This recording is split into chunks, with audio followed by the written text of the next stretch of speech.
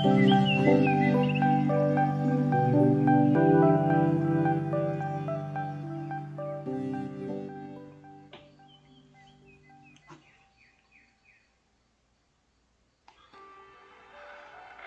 Biden writes a strongly worded letter to the oil companies because they're just not bringing those prices down fast enough.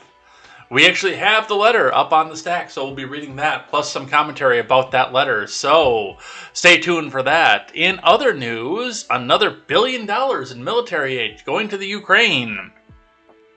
Aren't you excited? Aren't you excited to see more money going out to that country? We'll talk just a bit about what's happening with that. Top Democrats are backing gender-neutral bathrooms for the Capitol because that's the most important thing that's happening right now. So we'll talk just a bit about what's happening with that. And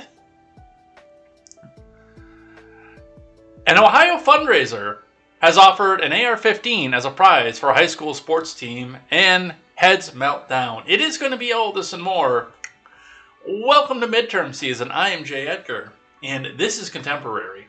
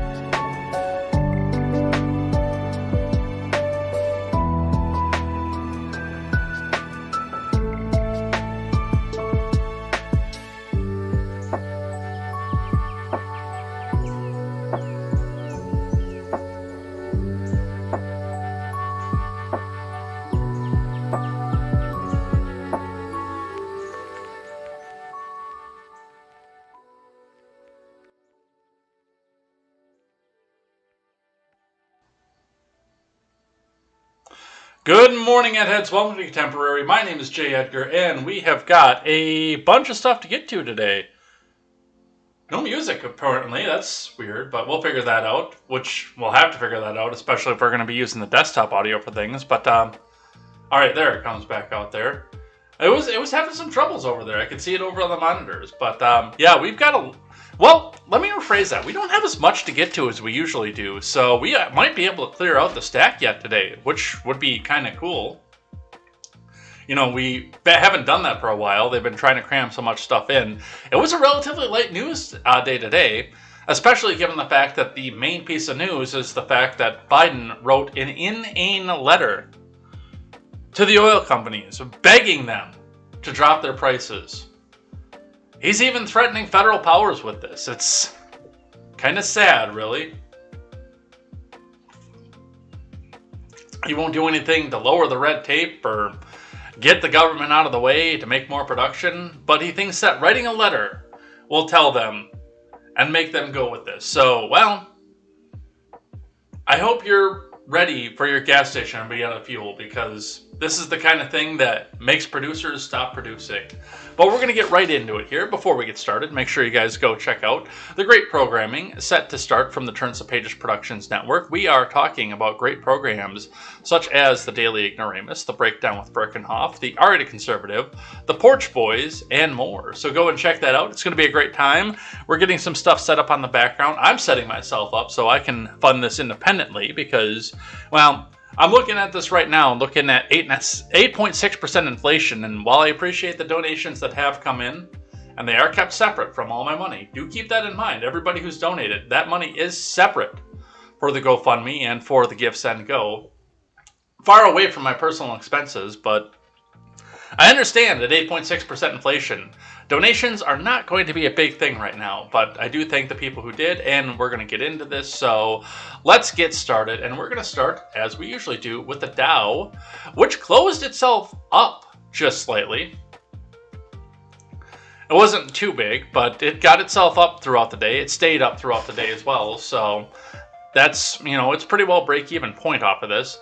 What was interesting about watching the Dow go up was the fact that it seemed to correlate and correspond with the fact that the 0.75% rate hike is coming, which we'll talk about that at the top of the show. And then now the futures are falling flat. It's like they got one good dose of, hey, we're going to make it. It's going to be all right. And then it just collapsed again.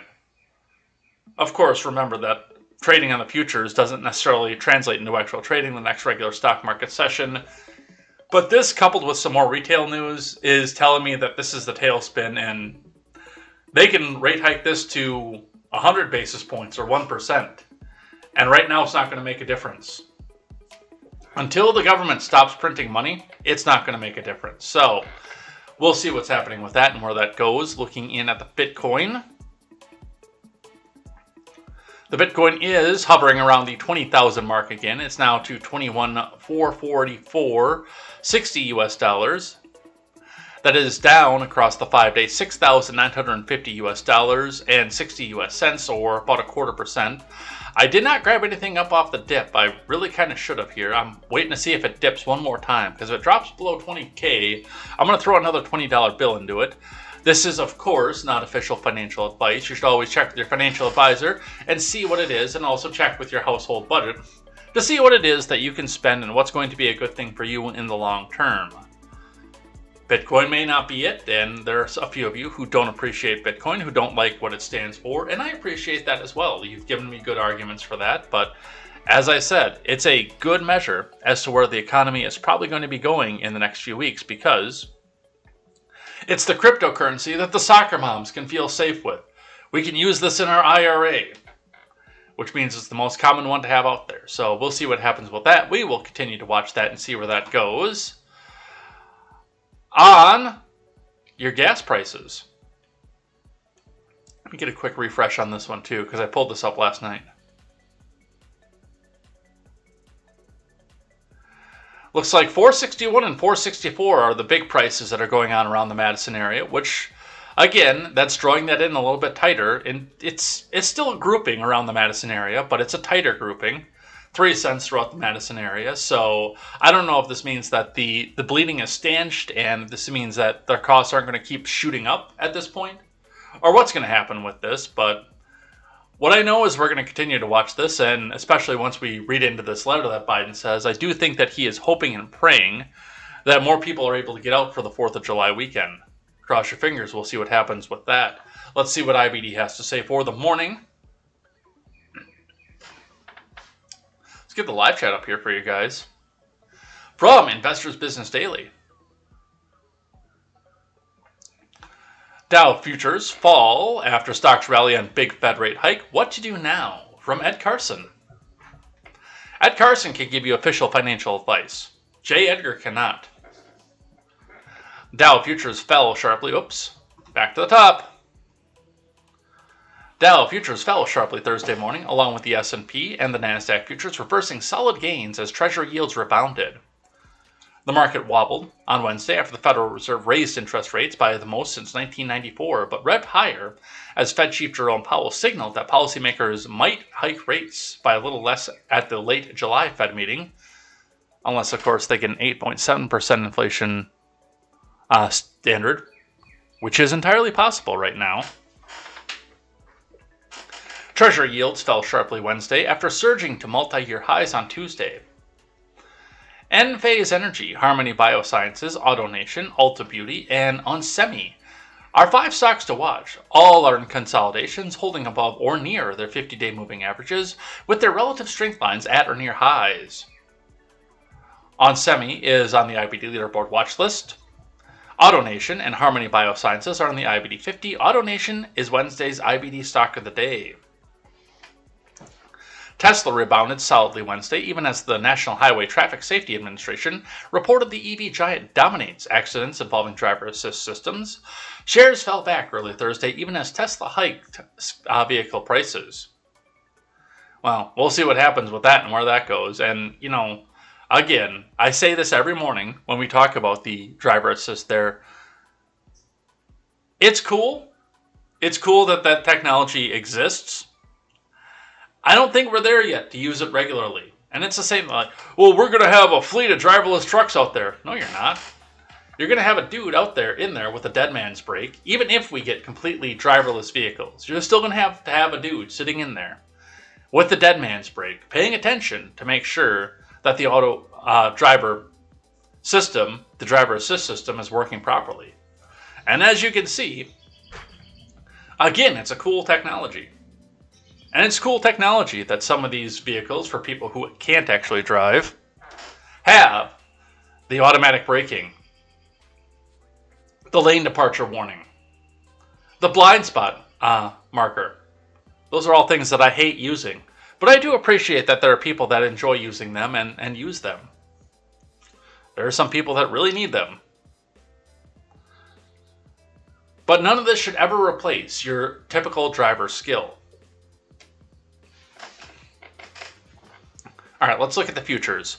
Futures fell on the Dow 1.9% versus fair value after being up 1% at one point on Wednesday evening.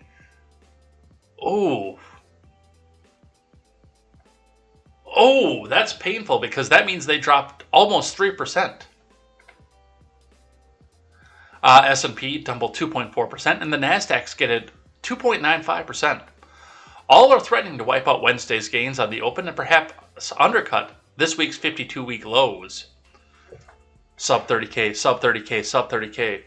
I mean, I'm still sitting over here cheerleading for sub 10K Dow Jones. I don't want it to last long. I just wanted to dip down there for a half a second to see how many people panic. The 10-year yield rose 8 points to 3.47%, reversing from significant losses Wednesday night, and close to Tuesday's 11-year high, the 2-year yield reversed evening losses to jump 8 basis points to 3.36%. The U.S. crude oil prices fell nearly 2%, reversing from modest overnight gains. Bitcoin traded near 21,000 Thursday morning off Wednesday night's highs, but after hitting a fresh 18-month low of 20,087.90 earlier this week. The Bank of England rose rates for its fifth straight meeting early Thursday with a quarter-point move to 3.02%. The Swiss central bank unexpectedly raised rates by a half point early Thursday. Will that affect your numbered Swiss bank account? Remember, overnight action in Dow futures and elsewhere doesn't necessarily translate into actual trading in the next regular stock market session. So that's what's coming up throughout the day here. We'll see what happens with that. And of course, as he says, the overnight action doesn't necessarily translate into what it's going to trade in through the day, but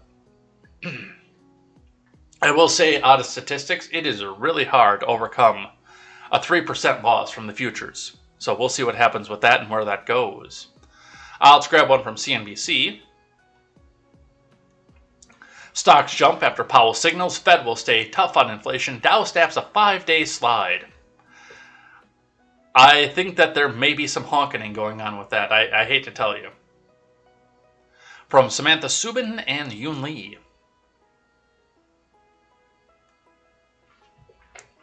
Stocks rallied on Wednesday after the Federal Reserve hiked rates by 75 basis points, its largest increase since '94, and signaled it could raise rates by a similar magnitude in July, giving investors confidence in the central bank was committed to tamping down inflation.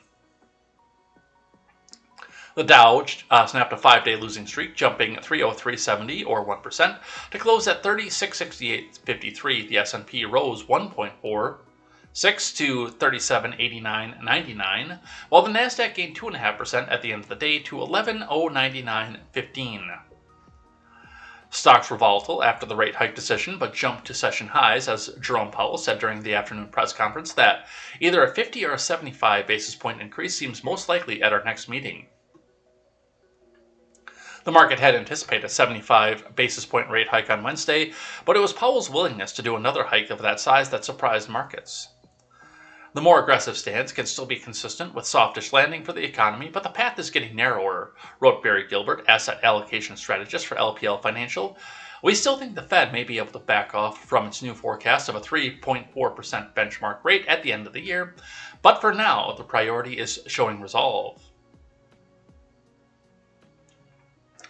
Boeing and other shares closely linked to the economic growth jumped higher on the hope that the rates could rise without tipping the economy into a recession. Boeing surged 9.5%. Regional banks and financials also gained. Tech shares, which have been beaten up as the S&P 500 slipped into bear market territory this month, led the bounce With Amazon and Tesla each jumping more than 5% on Wednesday, Netflix also gained 7.5%. At the conclusion of its two-day policy meeting, the Federal Open Market Committee said in a statement it was strongly committed to returning inflation to its 2% objective. Well, you're going to have a talk with Congress about that. Today's announcement confirms the Fed's commitment to fight the inflation battle more aggressively despite the potential aftermath from raising rates at such a rapid pace, said Alliance Investment Management's Charlie Ripley. Overall, Fed policy rates have been out of sync with the inflation story for some time, and the aggressive hikes from the Fed should appease markets for the time being. The Fed's benchmark rate is now slated to end the year at 3.4%, based on the midpoint of the target range of individual members' expectations, which means since your mortgage and your auto rate are all tied to the prime rate, now is not a good time to get a mortgage, refinance. Well, it's always a good time to get a mortgage, especially if it's your first time, but if you're buying a new home and you don't own already, it's not a good time for that right now. Or refinance your car or truck. So, something to watch there, something to see as we go. With that, we've got a couple more financials to talk about with this. And then we're going to go talk about this mysterious letter.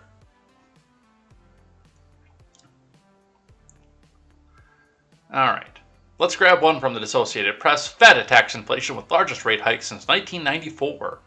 From Christopher Rugaber.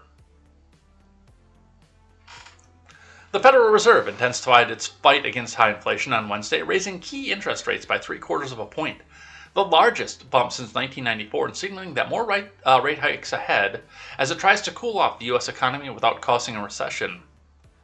The unusually large rate hike came after data released Friday showed U.S. inflation rose last month to a four-decade high of 8.6%, a surprise jump that wasn't a surprise to anybody on the ground who's buying groceries right now, that made financial markets uneasy about how the Fed would respond. The Fed's benchmark short-term rate, which affects many consumer and business loans, will now be pegged to a range of 1.5% to 1.75%, and Fed policymakers forecast a doubling of that range by the year's end. We thought strong action was warranted at this meeting, and we delivered that, Fed Chair Jerome Powell said at a news conference in which he stressed the central bank's commitment to do what it takes to bring inflation down to the Fed's target rate of 2%. Getting to that point, he said, might result in a slightly higher unemployment rate as economic growth slows. Jerome said it's imperative to go bigger than the half-point increase the Fed had earlier signaled because inflation was running hotter than anticipated, causing particular hardship on low-income Americans. Another concern is that the public is increasingly expecting higher inflation in the future, which can become a self-fulfilling prophecy by accelerating spending among consumers seeking to avoid rising prices for certain goods. You see that? You see what the AP and the government is trying to do to you right now? You're stocking up on the lower-priced goods. This inflation, it's your fault. It's just like that Fortune article that we read. What was that, on Monday that we read that? No, that was last Friday. If you're concerned about the inflation and the economy is bad because you're grumpy about the economy. Stop being grumpy about the economy.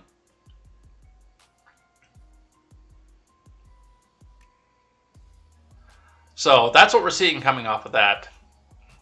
The fact that it has to get to this point bothers me a lot, especially once, and we'll talk about this in just a minute, the fact that the President of the United States wants to go print off another $1 billion. And when does it ever stop with what he wants to print when he first announces it? I mean, the $40 billion package we just sent was supposed to be a $1.5 billion package. So what are we going to get? Another $70 billion off of this? Is Vladimir going to come up here and say, this is not enough. You send more. You send more and I help protect moose and squirrel. So we'll see what happens with that. But on the other side, and this might be what's driving the futures down right now, from MarketWatch, U.S. retail sales fall for the first time in 5 months. Is high inflation starting to bite? From Jeffrey Bartash. Sales at the U.S. retailers fell 0.3% in May, the first decline since the end of 2021, largely because fewer auto purchases, yet rising prices due to high inflation may have also discouraged shoppers. Economists polled by the Wall Street Journal had forecast a scant 0.1% increase. Retail sales are a big part of consumer spending and offer clues on the strength of the U.S. economy. After adjusting for a 1% increase in inflation in May, real retail sales fell by more than 1% last month. After surging in 2021, oh, that's an advertisement. No, that's the big picture. Okay, big picture is after surging in 2021, retail sales are likely to continue to soften. For one thing, Americans are shifting their spending towards services such as travel and entertainment. Earlier in the pandemic, they went out less, they bought more consumer goods such as cell phones, computers, and home furnishings.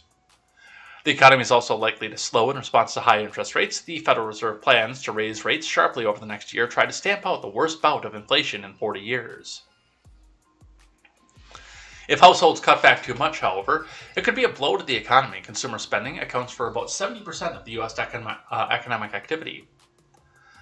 Auto and parts sales fell 4% last month and were a big drag on the headline's retail number, government figures showed. Although car prices are higher, borrowing rates have gone up, automakers don't have enough cars to sell because of the ongoing supply shortages. There's still plenty of demand. Sales at gas stations jumped 4% last month because of the higher oil prices. It's not the kind of spending that's good for consumers or the economy, however. If gas stations and auto dealers are set aside, retail sales edged up 0.1% last month. That gives a better idea of the retail sales trend. Sales at other retailers were mixed. So, and there's the chart that shows where we go with this. But here is the reality. I'm actually a little surprised to see restaurant sales are climbing 0.7% because that's usually the first thing that gets cut. And this goes right along with what I was saying with the fundraiser for Turn Some Pages and whether or not I can actually come together and bring together the suicide prevention 24-hour stream this year or not, because let's face it, it's a good cause, it's a decent cause and I want to do it, but when it comes to people opening up their wallets, when it comes down to feeding your kids or giving out to charity, charity is usually one of the first things to go. Streamer payments and charity are right off the top. I did Clown World Chronicles, which I actually need to upload to our audio platform. But I was on Clown World Chronicles. They released on Sunday. And we were talking about the fact, and I mean, most of you guys know my thoughts on Matt Christensen and what happened between him and I, but we were still talking about it because that's actually who brought myself and Papa Palpatine together, was being in mutual servers with Matt Christensen. So, but he had pointed out over the edge of it that, you know, Matt and Blonde are saying their subscriptions are down 30% over the year. The arts and charity are the first things to go. And then it's the consumer goods, the big screen TV, the new air conditioner, the stuff like that. And then once it starts getting to food, that's when it starts getting to the revolution. So the fact that it's starting to get into the retail market is concerning to say the least. So we'll see what happens with that and where that goes. And let's start talking about the fuel. First, before we get into the Biden stuff, EU and Israel and Egypt signed deal to boost East Med gas exports to Europe. From Sarah L. Safdie and Ari Rabinovich. Israel and Egypt will aim to boost natural gas exports to Europe under a memorandum of understanding signed on Wednesday as the continent looks to replace Russian energy imports. The framework deal signed with the European Union will be the first to allow significant exports of Israeli gas to Europe, Israel's energy ministry said. Under the agreement, the EU will encourage European companies to participate in Israeli and Egyptian exploration tenders, the ministry said. Some Israeli gas is already sent by pipeline to liquefaction plants on Egypt's Mediterranean coast, from where it's re-exported as liquefied natural gas, LNG. Officials say they expect shipments of LNG from Egypt to Europe to increase under the agreement, although they have said it would likely take a couple years before the exports can be significantly expanded. Egypt is also a gas producer, but exports have been limited by rising domestic demand. Today, Egypt and Israel make a commitment to share natural gas with Europe and help with the energy crisis, Israeli Energy Minister Karine El-Harar said after signing the MOU in Cairo. Egypt exported 8.9 billion cubic meters of LNG last year and 4.7 billion cubic meters the first 5 months of 2022, according to Refinitiv Icon data, although the majority goes to Asia. Israel's on track in the next few years to double gas output to about 40 BCM a year as it expands projects and brings new fields online, industry officials say. Well, not the countries I was expecting, I can say that.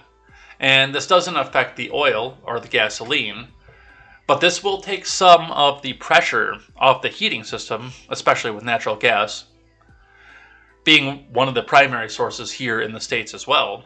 It'll take a little bit of the pressure off the natural gas system, so our heating bills won't spike as we're trying to go back and hold Europe up after Russia turns off the pipeline. So, it's not the saving grace, but it's a little bit of pressure relief. We'll see what happens with that. All right, let's talk Biden. From CNBC, Biden tells oil companies in a letter, well above normal refinery profit margins are not acceptable. And Javier Blas, by the way, has been so gracious to give us the letter. Let's read a little bit about it first, though. From Pippa Stevens. President Biden on Wednesday called on U.S. oil refining companies to produce more, saying they need to help alleviate the burden of high prices on consumers. At a time of war, historically high refinery profit margins being passed directly on to American families are not acceptable, the president said in a letter to oil companies, including ExxonMobil and Chevron. Companies must take immediate actions to increase the supply of gasoline, diesel, and other refined product, the letter added.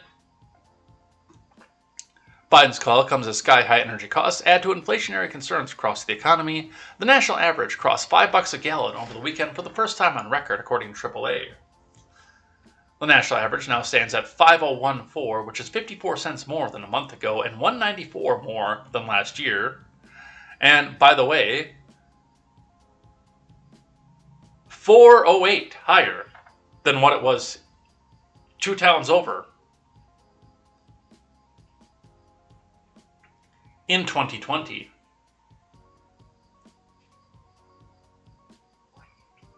Refiners can't just ramp up output with utilization rates over 90%.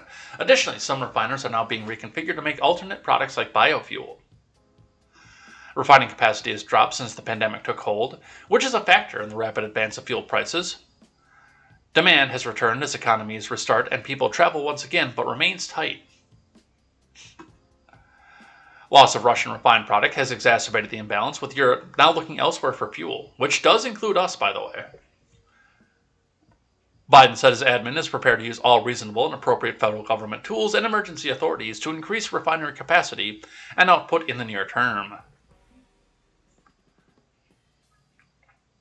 Biden noted in his letter that refining shortage is it's a global challenge, man, and a global concern, with around 3 million barrels per day of global capacity offline since the start of the pandemic.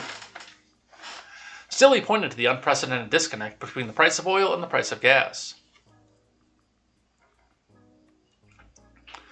Since the beginning of the year, refiners' margins for refining gasoline and diesel have tripled, and they're currently at their highest levels ever recorded, he said. Biden noted that the last time oil was trading at $120 per barrel, the average price of gas at the pump was $4.25 a gallon. Let me back something up here for you guys.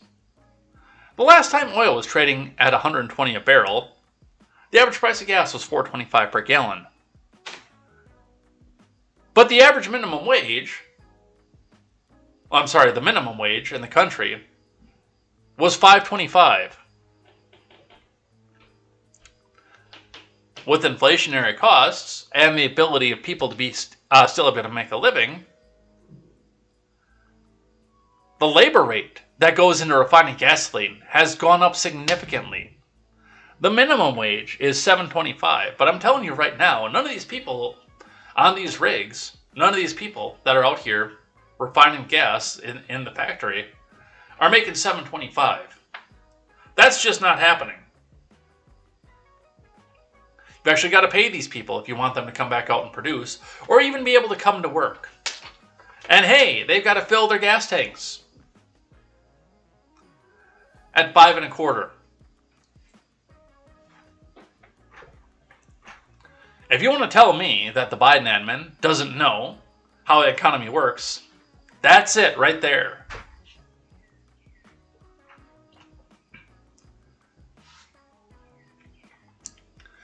Oil prices fell after Biden's letter was released, with West Texas Intermediate, U.S. benchmark, recently trading down more than 1% to 117.71. The president's letter was also addressed to global giants BP and Shell, as well as refiners Marathon Petroleum, Valero Energy, and Phillips 66. Shares of Exxon, Chevron, and the refiners were all down slightly in pre-market trading.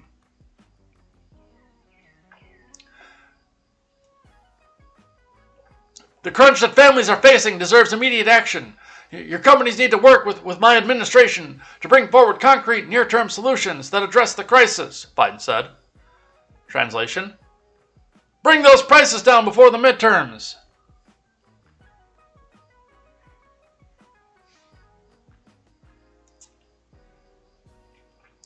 Nothing left to ramp up. Still, there's no easy solution. John Kilduff, partner at Again Capital, said refiners are working at historically high levels. There's nothing left to ramp up, he said. Kilduff noted that no new refineries have been built in decades, but existing units have been expanded. Prior to the pandemic, there had been excessive refining capacity, which pressured profits. Years of sanctions on Venezuela and Iran, and now Russia, has more than contributed to the current situation, he said. The industry says the admin's policies are to blame for the surge in prices.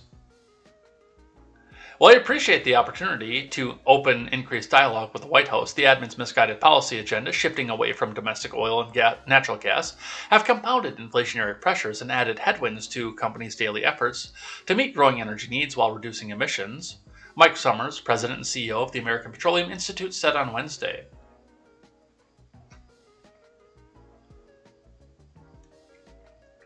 The industry group sent a letter to Biden Tuesday outlining 10 steps the admin and Congress should take to tackle the energy crisis, including lifting development restrictions on federal lands and waters and accelerating LNG exports.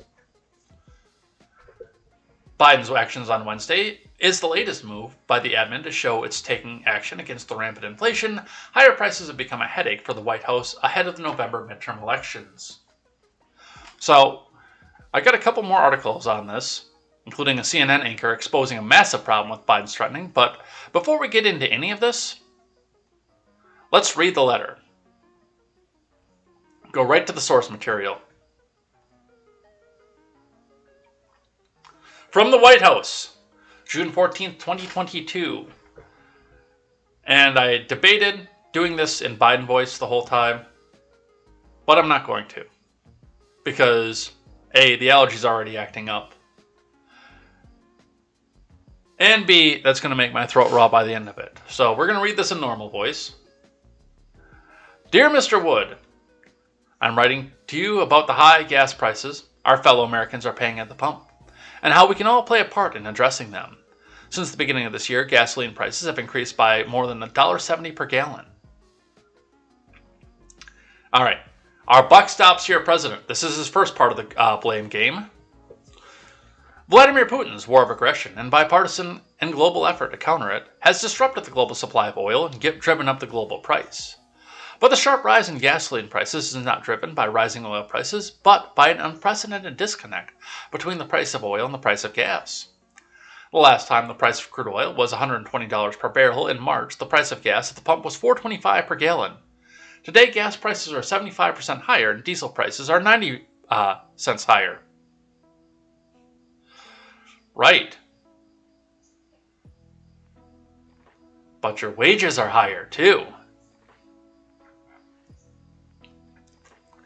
That difference, more than 15% at the pump, is the result of historically high profit margins for refining oil into gasoline, diesel, and other refined products.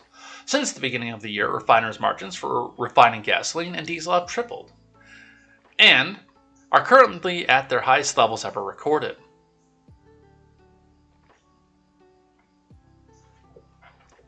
To be sure, the shortage of refining capacity is a global challenge and a global concern. Around 3 million barrels a day of global refining capacity have gone offline since the onset of the pandemic, inhibiting our ability to ramp up the supply of gasoline, diesel, and jet fuel. I'm working with allies and partners in countries around the world to encourage global refinery capacity to come back online. But in the US alone, oil refiners significantly reduced their capacity during the pandemic. In the year before I took office, refineries in the U.S. reduced their capacity by more than 800,000 barrels a day, leaving American refinery companies today at their lowest level of capacity in more than half a decade. Let's see. What else happened that year? Can anybody remember? I can remember. OPEC said, hey, we're going to go screw Russia, and we're going to turn on the pump as fast as it'll go. At which point, the storage apparatus for oil involved large ships just floating around the ocean, and people begging to take the oil off their hands, which is where our 91-cent gallon gas came from.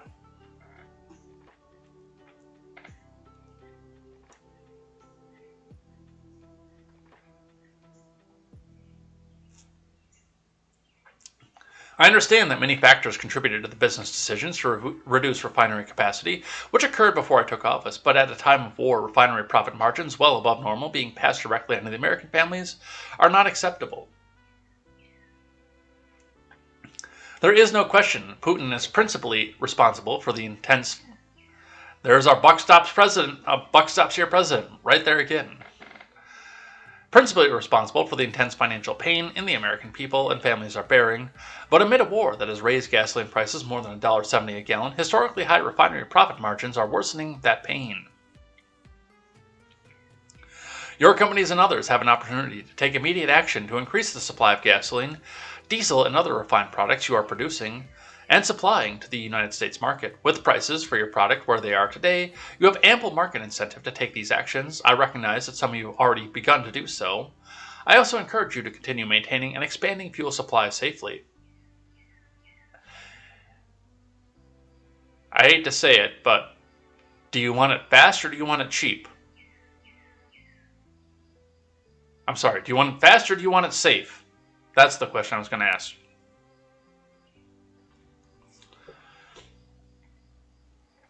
In addition, my admin is prepared to use all reasonable and appropriate federal government tools and emergency authorities to increase refinery capacity and output in the near term. That means your taxpayer dollars, by the way.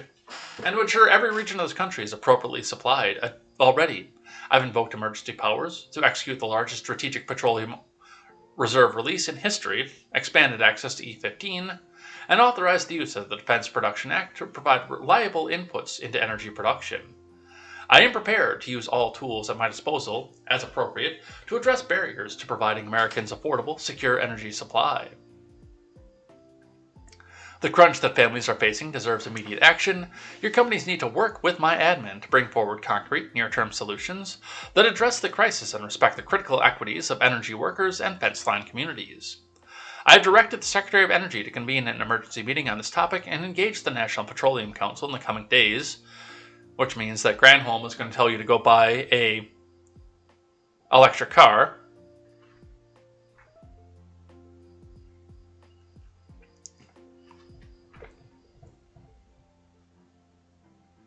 In advance of that, I request that you provide the Secretary with an explanation of any reduction in your refining capacity since 2020 and the concrete ideas that would address this immediate inventory, price, and refining capacity issues in the coming months, including transportation measures to get refined product to the market.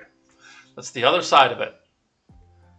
Trucking costs a fortune right now between the fuel to get it there and the wages to get people into the trucks, which had to be massively expanded in order to entice more people out in the pandemic to get in the truck.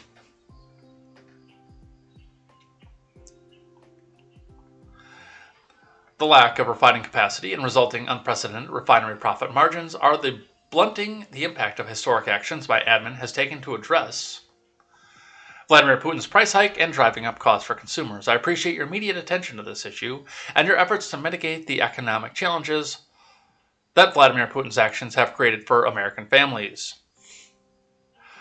This was signed by Joseph Robinette Biden Jr. to Darren Woods, Chairman and Chief Executive Officer, ExxonMobil, with his address right there. So that's the letter. That's the letter that Biden had to come out and say with this.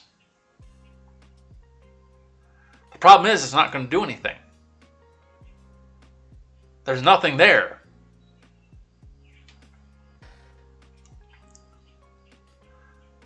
Let's grab one from Fox Business for you on this. Biden threatens oil companies with emergency powers if they don't boost supply amid inflation spike. From Anders Hagstrom.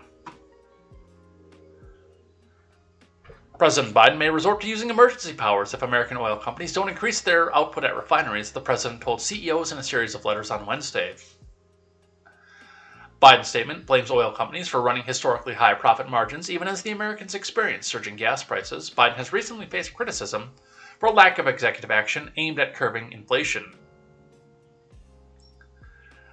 What? I need one of these people to tell me, by the way, what it is that they're going to do. What executive action can be taken outside of nationalizing the oil industry? And I don't think the Biden admin is that suicidal yet. I think they're getting close, but I don't think they're that suicidal yet. And that would be political suicide. So outside of completely nationalizing the oil industry, what's left? Tell me what executive action the president can take that can do something about this. Well, he can just lower prices. No, he can't.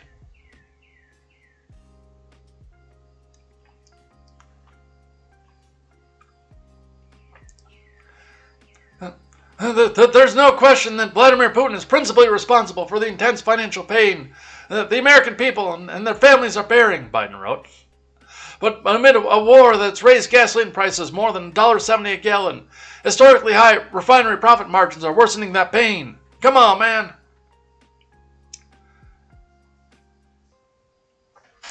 Your companies and others have an opportunity to take immediate actions to increase the supply of gasoline, diesel, and other refined products that you're producing, he continued. My admin is prepared to use all the reasonable and appropriate federal market tools and emergency authorities to increase refinery capacity and output in the near term and to ensure that every region of this country it's appropriately supplied, man. Come on.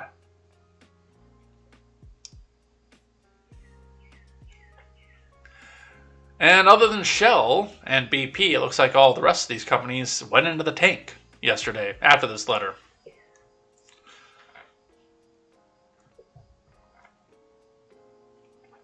The letter comes a day after Biden ordered the sale of another 45 million barrels of crude oil from the U.S. Strategic Oil Reserve.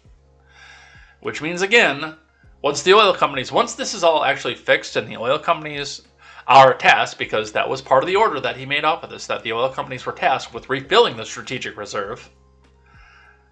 That's going to come out of the supply that would have normally gone to you. This admin is so economically illiterate, I don't even know how they believe that they're doing anything right now.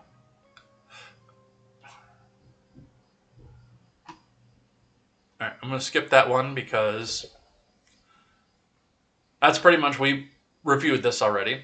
Let's grab this one from The Blaze, though. CNN anchor exposes massive problem with Biden's threatening letter to the oil companies. But that's the problem, from Chris Enlow. CNN anchor John Berman confronted Energy Secretary Jennifer Granholm Wednesday over a threatening letter President Biden sent recently to oil companies. And we'll have the clip here as well.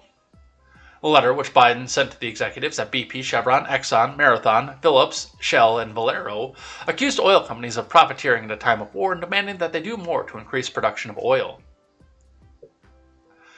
Biden also threatened to use emergency authorities if the companies did not comply with his demands.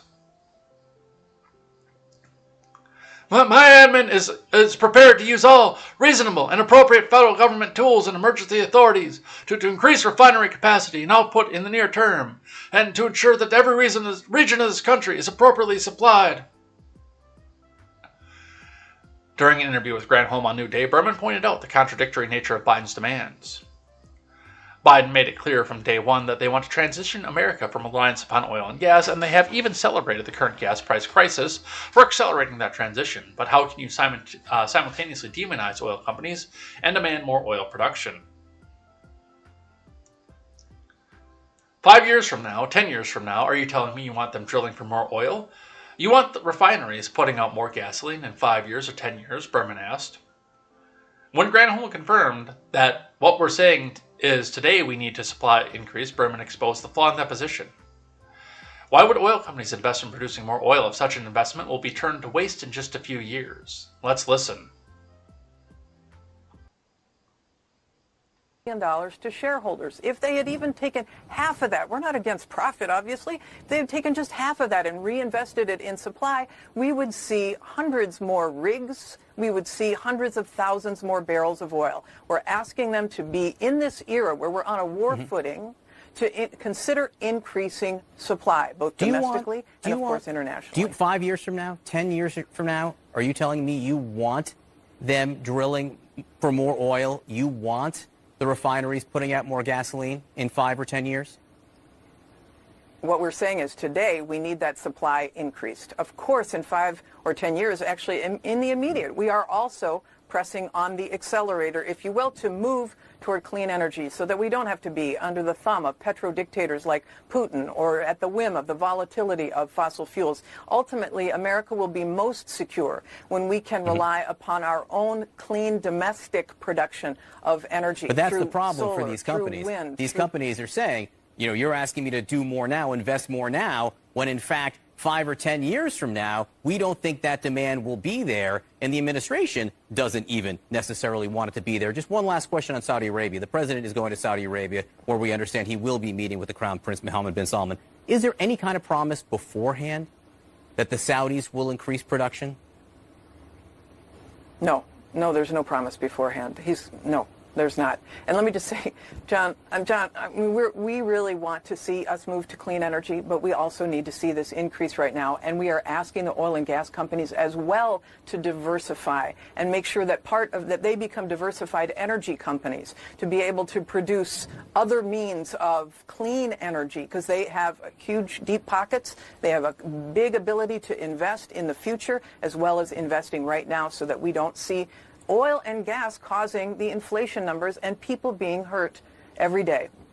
Energy Secretary Jennifer Granholm, I do.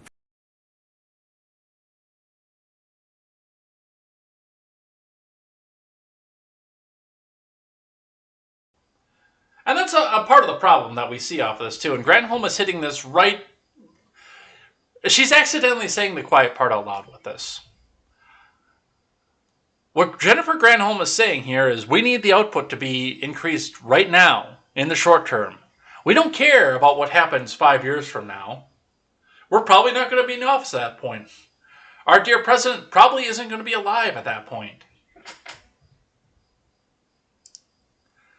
We just need to win this midterm, because otherwise the evil MAGA Republicans are going to come back over and boot us all out of office. And hey, they might make it harder for people to want to go out and buy a hybrid or an electric car. So, some things to think about. By the way, if the hybrid market and the electric car market hadn't taken off the way that they did in the last few years, even before all this happened, what do you think gas would be right now? Because not only would we be competing with Europe for the oil, with Russia for the oil, not only would we be competing with that, we would still be competing with other Americans for all that gasoline. But there are so many people out there who love to tell you, I have a hybrid. I have an electric vehicle. I have the money for an electric vehicle. That's great. I don't. That's the reason that gas prices are a problem to me. And by the way, if you had a similarly priced gas-powered vehicle and could afford that, I got this feeling you wouldn't be complaining about the price of fuel to put gas in that. Like most of the rest of us are right now. So that is Jennifer Granholm. I want to talk about this one here. I left this one from yesterday because we were running up on the clock and I wanted to spend some time with this, but this is another one. And we actually made a topic in a topic chat over in the Discord to talk a bit about this as well, because I think most people watching this would think this is a good thing, but I wanted to see what you guys would come up with as some of the cons, not just all the pros for this. But the Wall Street firms right now face West Virginia boycott over alleged fossil fuel bias. From Jordan Woolman. 6 of the nation's biggest financial firms have been told that they will be denied access to state contracts in West Virginia as Republican leaders continue their pushbacks against what they see as a bias against the fossil fuel industry. And here are the names of them too, which is very interesting. BlackRock, Wells Fargo, JP Morgan, Morgan Stanley, Goldman Sachs, and U.S. Bancorp are due to be placed on West Virginia's restricted financial institution list in 45 days, according to a letter sent to the companies on Friday by State Treasurer Riley Moore. A Republican Politico reviewed the letters following public records request. Placement on the list will leave the firms ineligible to enter into or remain in banking contracts with the state. They have 30 days to respond with information showing they're not boycotting the fossil fuel industry. It's an interesting strategy, and obviously there's good reason behind this as well. I mean, what is West Virginia? What is the lifeblood of their economy? It's coal.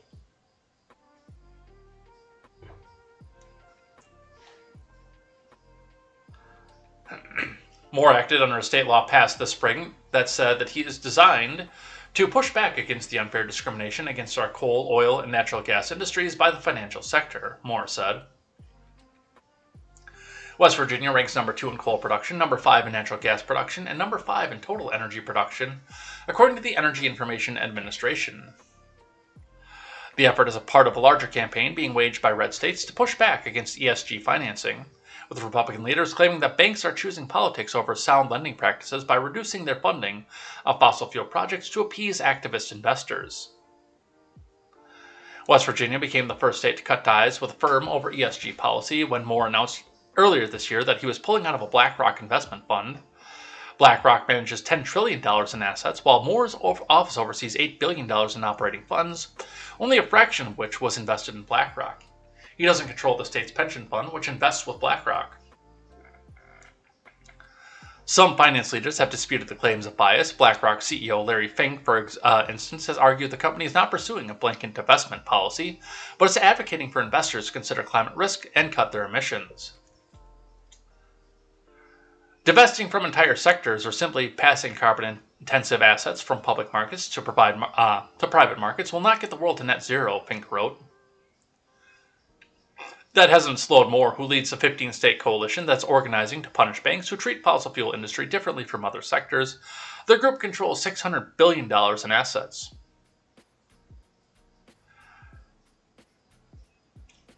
And I look at something like this, and there's definitely some merit to what's going on here. I think this is a good thing. I do think that banks should be able to pick and choose who they do business with. I don't think the government should be able to do something about that, but the governments, especially on a state level like that, should be able to pick and choose who they invest with as well.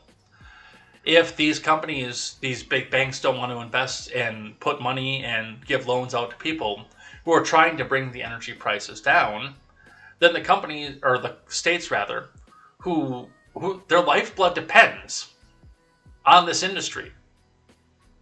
Keeping food on the table of their citizens depends on this industry.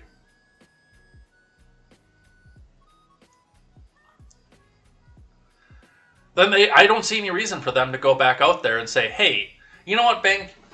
You want to cut down this industry, give them the stick, instead of giving the carrot to the companies that do want to come out and make the renewable energies.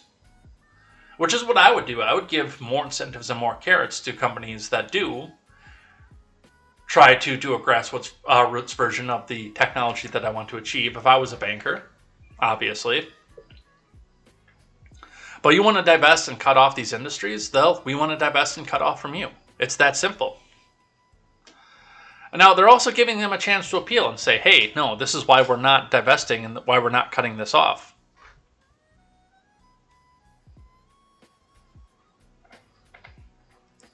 So that's what we have coming up with that. And I mean, it's what needs to be done. So many of these big companies, especially governments right now, are trying to give the people they don't agree with the stick instead of giving the carrot to the people they do agree with. And investment, and innovation, and invention all come from the carrot. So that's what we see for that. One from my neck of the woods, from Fox 11. I believe this is out of Green Bay. Yes, Fox 11 out of Green Bay.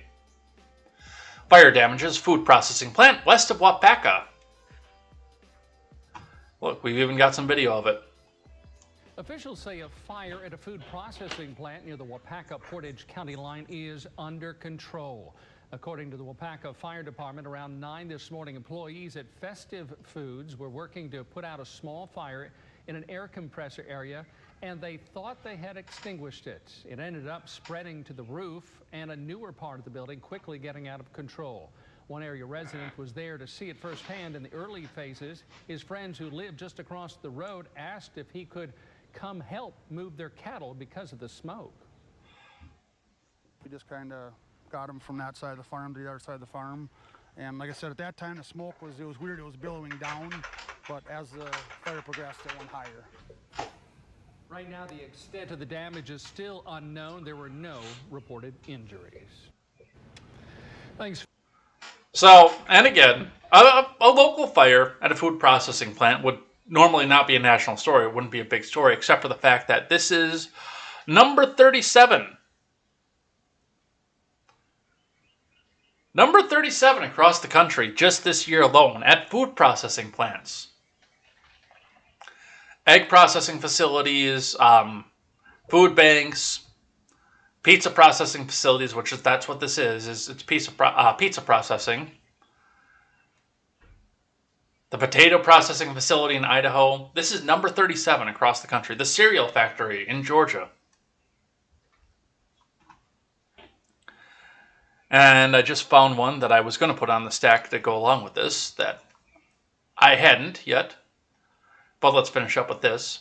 Multiple crews worked Monday to put out a fire at a food processing plant just west of Wapaka County. WSAW-TV reports firefighters were called to Festive Foods, 7811 County D in the Portage County town of Belmont, around 9 a.m. Wapaka firefighters say employees tried to put out a small fire in an air compressor area. They thought they had extinguished it, but it spread to the roof and a newer part of the building. It quickly got out of control. Mike Holmgren says the cause of the fire is still under investigation. Wait.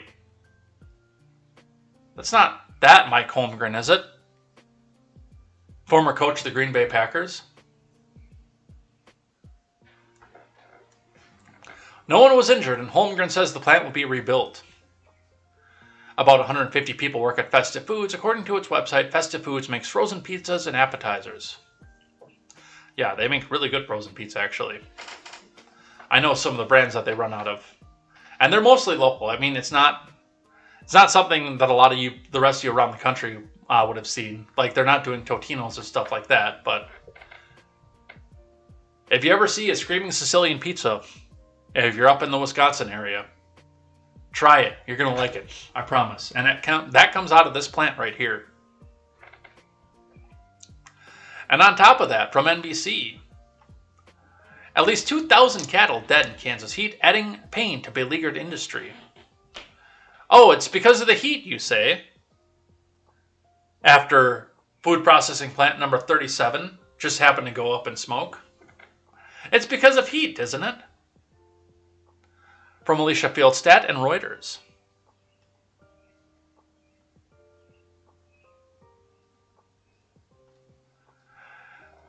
At least 2,000 Kansas cattle have died in recent days amid soaring temperatures and high humidity, according to the Kansas Department of Health and Environment. Kansas is the third largest U.S. cattle state behind Texas and Nebraska, with more than 2.4 million cattle in feedlots. The deaths add pain to the U.S. cattle industry as producers have reduced herds due to drought and grappled with feed costs that climbed as Russia's invasion of Ukraine tightened global grain supplies. Ukraine is one of the leading exporters of corn in the world. Matthew Lara, a spokesperson for the Kansas Department of Health and Environment, said the cattle deaths were tallied based on the number of carcasses the agency was called to dispose of, Reuters reported.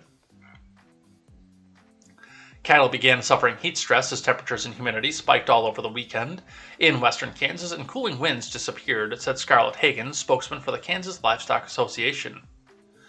Meanwhile, 8 northwest Kansas counties were placed under extreme drought warnings earlier this month. Temperatures reached 108 degrees in northwest Kansas by Monday, said Drew Lerner, president of World Weather Incorporated. This weekend, parts of western Kansas and the Texas Panhandle will near 110 degrees.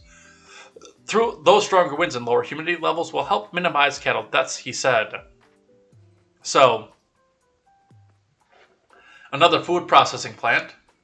Cattle just mysteriously dying in a field, in an industry, in a place that's used to seeing this kind of temperature at this time of year. I mean, that's not new. There's a hair turned up on my mustache that's tickling my nose, and it's driving me crazy here. But this is not the first time they've done this. To borrow a phrase, no pun intended, this is not their first rodeo, guys.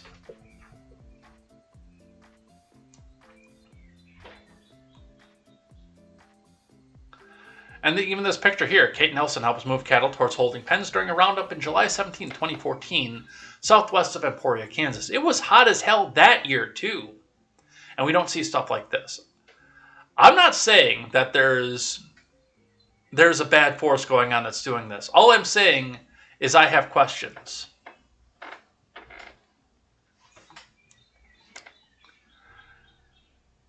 For some more inflationary spending, from CNN, Biden admin announces additional $1 billion in military aid for Ukraine. From Barb Starr, Jeremy Herb, and Oren Lieberman. The Biden admin announced Wednesday it was providing an additional $1 billion in military aid to fight Russia. A package that includes shipments of additional howitzers, ammunition, and coastal defense systems. President Biden spoke by phone with Ukrainian President Volodymyr Zelensky on Wednesday ahead of the announcement, which the Pentagon said included providing Ukraine with 18 howitzers, 36,000 rounds of howitzer ammunition, and 2 Harpoon coastal defense systems. Hey, I pay taxes. Can I have 18 howitzers? Pretty please? I paid you this year.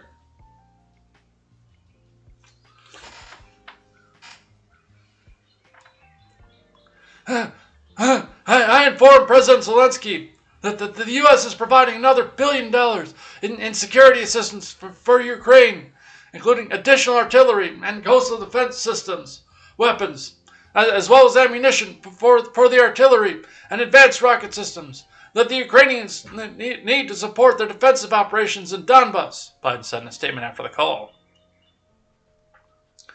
We also discussed Secretary Austin's efforts in Brussels today to coordinate additional international support for Ukrainian armed forces. Speaking in Brussels, Defense Secretary Lloyd Austin said the U.S. and Ukraine are working in lockstep to meet Ukraine's requests for new capabilities, especially its need for long-range fighters, armors, and coastal defense. Here's a question. Just a weird question I just came up with in my head. With what we've done with world policing from this country, in the Middle East, in Asia, and now on the edge of Ukraine, but not technically going into Ukraine, but on the edge of Ukraine. At what point do we start calling it the Department of Offense? Because there's no defense happening here.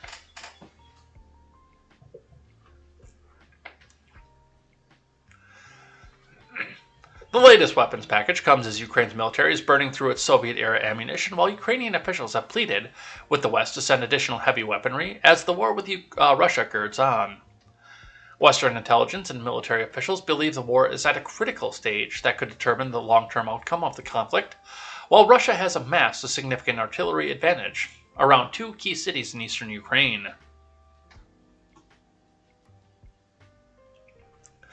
Zelensky thanked Biden on Wednesday for his consistent, unwavering support and for mobilizing the international security, according to a statement from the Ukrainian president's office. The security support from the U.S. is unprecedented. It brings us closer to a common victory over Russian aggressor, Zelensky said. So there you go, another $1 billion going over to the Ukraine. Skip that one. Here's a fun one for you from CNN. Dr. Fauci tests positive for the pinko fucking pox. From Jamie Gumbrecht and Jen Christensen. Oh, let's listen to the old New York rat.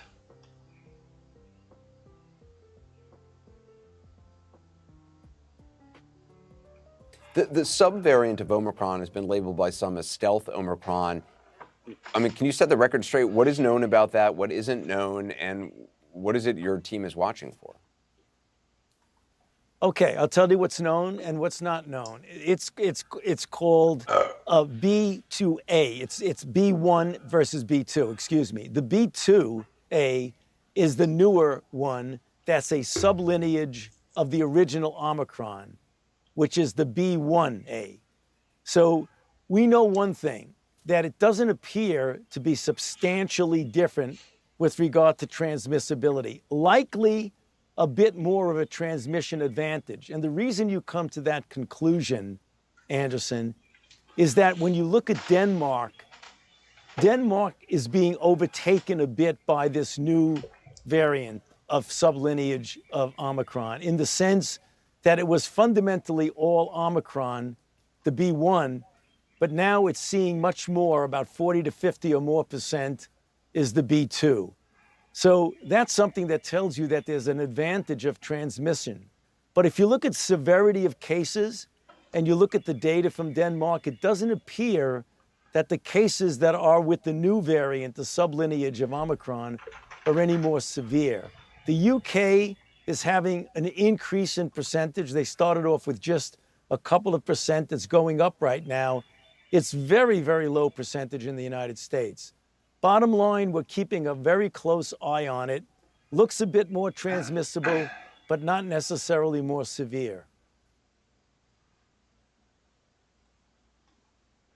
All right, that's what St. Anthony Fauci, the patron Major saint of airlines medicine, and travel has to industry say. leaders are pushing the... Shut up. Nobody likes you. But I guess that stealth Omicron, it sure got to him. Dr. Anthony Fauci, director of the National Institute of Allergy and Infectious Diseases, and President Biden's chief medical advisor, has tested positive for the pinko pox, the institute said on Wednesday. Fauci has mild symptoms and has been boosted twice, the institute said in a statement. The institute told CNN that he's being treated with the antiviral medication Paxlovid. Okay, when I keep hearing them refer to it just as the institute, in my head, after just having played Fallout 4 and understanding the evil of the Institute in Fallout 4, it just gives that a more ominous tone. The Institute, said Fauci, had found that he was positive on a rapid antigen test. The director will work from home and follow agency protocol, returning to the National Institutes of Health campus only after he tests negative. Here's the funny part. Here's the best part. Fauci was scheduled to speak today, at a hearing for the Senate Health, Education, Labor, and Pensions Committee. So he was scheduled to go back and speak in front of the Senate today, and oops, I got COVID. Oh no, whatever shall I do?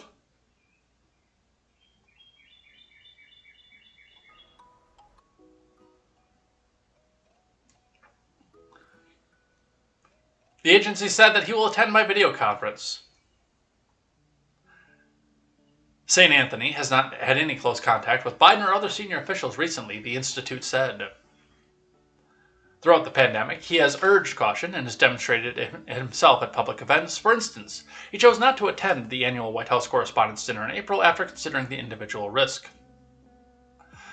Each of us, in our own personal way, has had to make an assessment in what risk you're willing to accept about getting infected, he told CNN. In general, the risk is low, but I made a personal assessment. I'm 81 years old, and if I get infected, I have a much higher risk. Fauci has been blathering on nonstop during the pandemic. In May, he said he hadn't had a day off since the pinko pox came to the U.S., except for the day off when he went to the Nationals game. So there you go. The day before, he is supposed to go testify in front of Congress. Oops, positive. All right, another one from my neck of the woods here.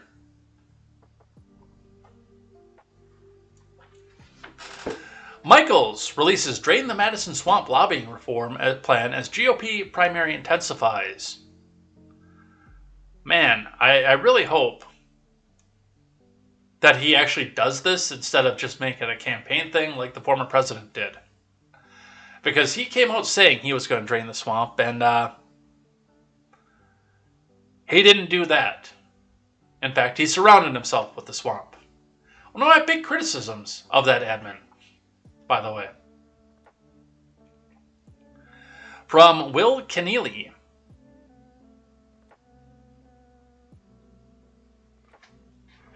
Tim Michaels, the Trump-backed Republican candidate for governor, took a page out of his benefactor's book, releasing a plan on Monday to drain the Madison Swamp. The plan would change how and when lobbyists can donate to political campaigns and would prevent retiring legislators from immediately becoming lobbyists. That's a lot of campaigning that's happening right now without transparency. Where is the money from? Who's behind these candidates? And people deserve to have answers on that, Michaels said in an interview with News 3 Now. Michaels' plan did, however, garner support from those across the political spectrum as well. There were two good things about this plan, said Matt Rothschild, the head of the Wisconsin Democracy Campaign, a left-leaning group that tracks money in politics. One was going to require a 2-year ban on lawmakers from becoming lobbyists. The other one is the requirement to have campaigns disclose who their donors are January through June. Currently, candidates have to file semi-annual campaign finance reports with some closer deadlines leading up to the election. For example, the Michaels campaign, which was announced after the first of the year, will not have to file a campaign finance report until July. News 3 Now asked the Michaels campaign if they would voluntarily supply a campaign finance report for the story, but they did not return that request. And I do think old Tony is getting a little bit nervous about this as well, because I'm pretty sure his days are numbered.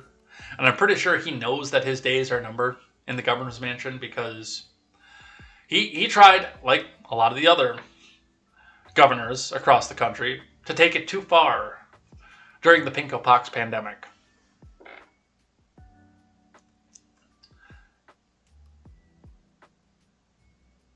Can he drain the Madison Swamp? I don't know. I know he took the page out of his benefactor's book, but again, we look at some of the people, including Fauci himself that we just talked about, who stayed on board and didn't get drained out of the swamp. I don't know. I'd be willing to listen to what this guy has to say. I'm going to see if I can't find out who his press secretary is and reach out to him, see if he'll come on and have a conversation on Ed Talk or something.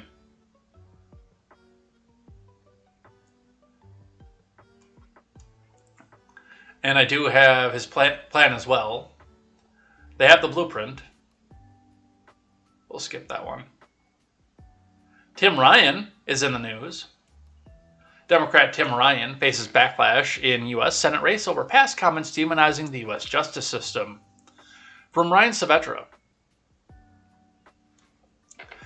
Ohio Democrat Tim Ryan, who's running for U.S. Senate seat against J.D. Vance, faced backlash online Wednesday over past remarks that he made about the U.S. justice system.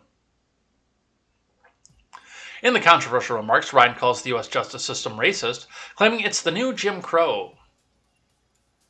I believe the current criminal justice system is racist, Ryan said. I believe, my heart, it's the new Jim Crow. Even more shocking about Ryan's remarks is the fact that they were made in the summer of 2019, a year before the BLM protests and riots rocked the nation following the death of St. George, hallowed be his name, in Minnesota. Ryan's remarks generated a wide range of responses from former U.S. officials, political figures, and the media personalities. Vance responded, "Hey, Tim Ryan, care to comment?" "Yikes," Donald Trump Jr. responded. "We already know that the two-faced Tim Ryan was a flip-flopping fraud, and now he's seen exposed as a left-wing anti-police radical. No, he's not anti-police. He just wants federal police that the president can control. None of these people, by the way, that say ACAB, none of these people that say F12, none of these people are anti-police. Not a single one of them. They're anti-local police.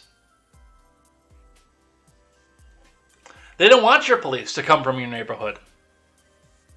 They don't want your police that can be brought in, held back, or sent out on the whim of a mayor who they might not control. They want federal police that the White House controls, that they can use to go after political enemies and people who don't want to pay all their taxes. That's what they want.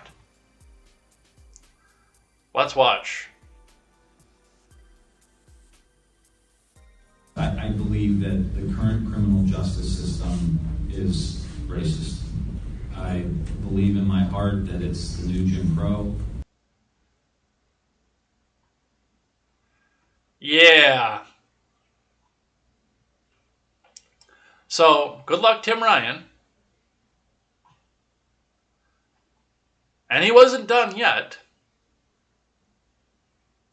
From WKBN 27, Tim Ryan, fentanyl should be a weapon of mass destruction. From Brandy Johannkes? Yeah, let's go with that. Valley Congressman Tim Ryan wants fentanyl designated as a weapon of mass destruction. Ryan introduced the legislation on Tuesday. Does that mean that the coyotes that you're supporting coming across the border are weapons traffickers now? I don't think you want to take this down to its logical conclusion, Tim Ryan. He says this declaration would give new resources and manpower to help tackle this epidemic. We cannot look away as this crisis worsens. It's time we take a whole of government approach to fight it. That means using every resource we have at our disposal to get this off the streets and out of our neighborhoods, Ryan said.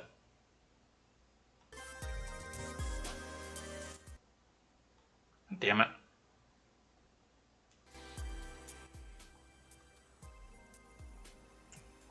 According to the CDC, fentanyl is now the #1 cause of death for Americans 18 to 45. According to a press release, an estimated 71,000 Americans died of fentanyl poisoning in 2021, compared to 57,000 in 2020. Yeah, that's some stuff to not screw around with. I mean, if you want to screw around with it, I'm not going to stop you because, the whole drug law scheduling thing should be abolished. But if you want my advice, I would say don't mess around with fentanyl. Fentanyl is bad, okay? More midterm stuff. From The Blaze, Elon Musk voted for a Mexican-born Republican, but Democrat Rep. Jamal Bowman accused Musk of supporting white supremacy and authoritarianism. From Alex Nitzberg, Jamal Bowman of New York accused business magnate Elon Musk of backing white supremacy and authoritarianism. The congressman made the comments in response to Musk's announcement that he had voted for Republican congressional candidate Mayra Flores. Flores, who was born in Mexico and legally arrived in the U.S. at the age of 6, won the special election on Tuesday in Texas's 34th congressional district. The seat had been vacated by Philemon Vela Jr., who resigned earlier this year. I voted for Mayra Flores, the first time I've ever voted Republican. Massive red wave in 2022. Musk tweeted on Wednesday. Elon Musk is not a leader. He's just another Republican billionaire who supports white supremacy and authoritarianism because he doesn't want his workers to unionize or pay his fair share in taxes. The GOP just tried to end democracy, and now he's supporting them, Bowman tweeted in response to Musk's post.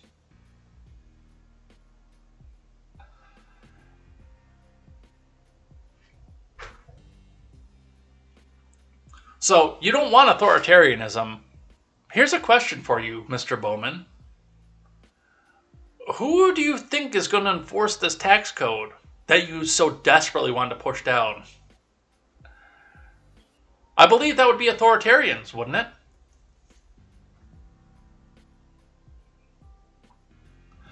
Bowman's attack against Musk raised eyebrows. When you think of an African-American immigrant voting for a Mexican-American woman as white supremacy, it might be an indication of your brain is broken, Dan Crenshaw of Texas remarked. So, that's what we have coming off of that.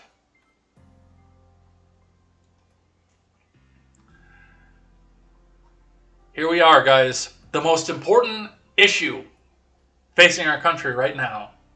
And it has to do with the Capitol. And it's not January 6th. More important than anything else on the Capitol floor right now.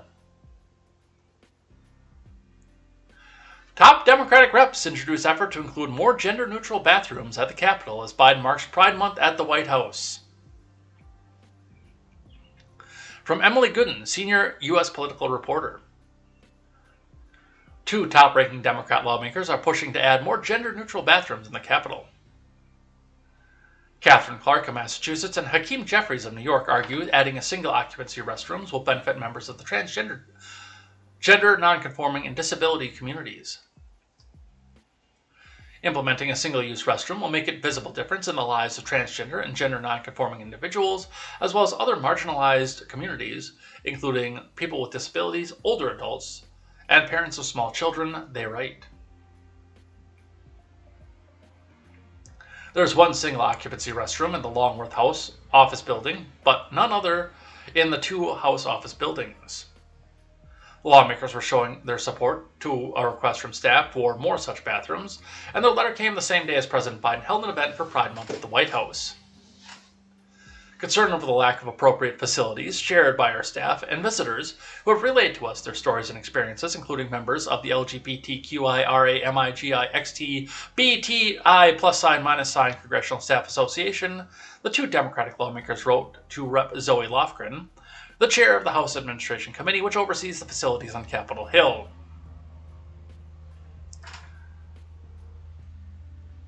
Look, I said this in 2015 when this whole thing started.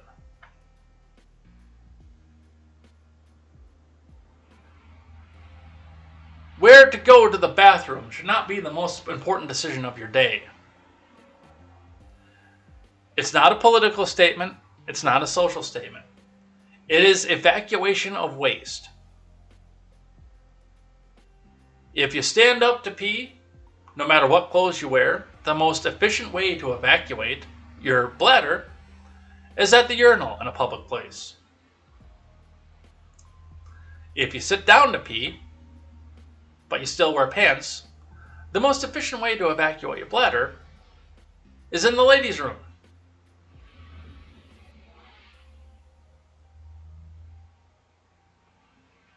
And that's it. Go pee, zip it back up, and get on with your day. Seriously. Oh, it's too bad we don't have any pedophile stories going on here. It sounds like somebody's fired up the wood chipper.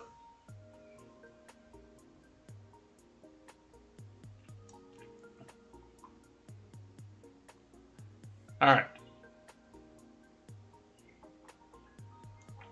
Skip that one. This one came to my attention right before we went live. 57 moderate House Democrats pressure Pelosi and Schumer to disable the Obamacare time bomb set to go off before the midterms. Really? You didn't see this coming. in today's evenly divided political climate? Or is this another argument that you put in place so that right before the midterms you could go back to try to bust up the filibuster? From Joseph Zabelos Roig. A large group of House Democrats are stepping up to pressure on party leaders to revive their stalled economic agenda and avoid hitting voters with huge healthcare bills only weeks before the November midterms. 57 members of the centrist New Democrat coalition, led by Suzanne DelBene of Washington, signed a letter meant to highlight the steep health insurance premium increases that many people would face if a pandemic-era financial assistance program expires in December. The cohort included many Democratic lawmakers locked in tight re-election races this fall. Under the stimulus law last year, Democrats bulked up federal subsidies to cut monthly premiums for millions of Americans purchasing individual health insurance plans under the ACA. The move led to many lower-income Americans paying little or nothing for health coverage. Many middle-class families qualified for generous federal assistance for the first time. If Democrats fail to revive a reconciliation bill extending the enhanced subsidies at past year's end, major price hikes, often totaling hundreds of dollars, will hit 13 million Americans during a punishing stretch of inflation. 3 million people will lose their health insurance, according to the Department of Health and Human Services. With prices rising broadly, our constituents cannot afford these increased health insurance costs, the group wrote in a letter to Schumer and Pelosi, shared with Insider. This cannot happen on our watch. Letter writes, the Honorable Nancy Pelosi, the Honorable Charles Schumer. Oh, it's E. I just keep calling him Chuck U. Schumer. But it has nothing to do with his actual middle name.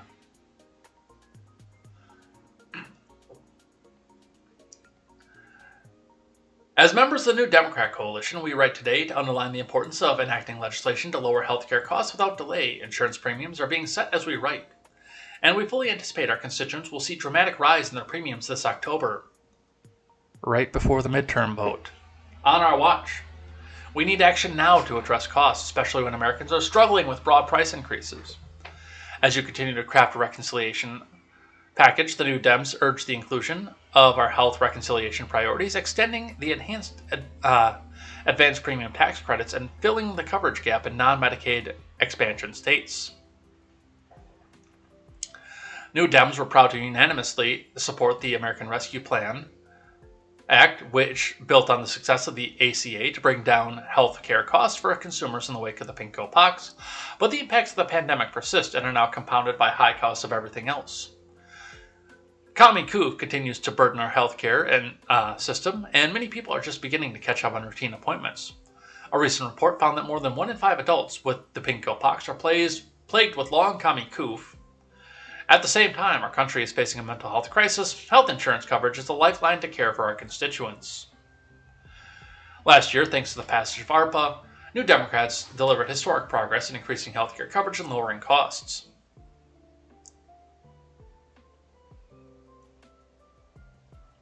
The enhanced advanced premium tax credits brought historic record enrollment onto the ACA exchange as coverage became more affordable than ever. On average, monthly premiums for marketplace plans decreased by $50 per person, and families saved an average of $2,400 on their annual premiums, with 4 out of 5 consumers finding quality coverage for under $10 a month.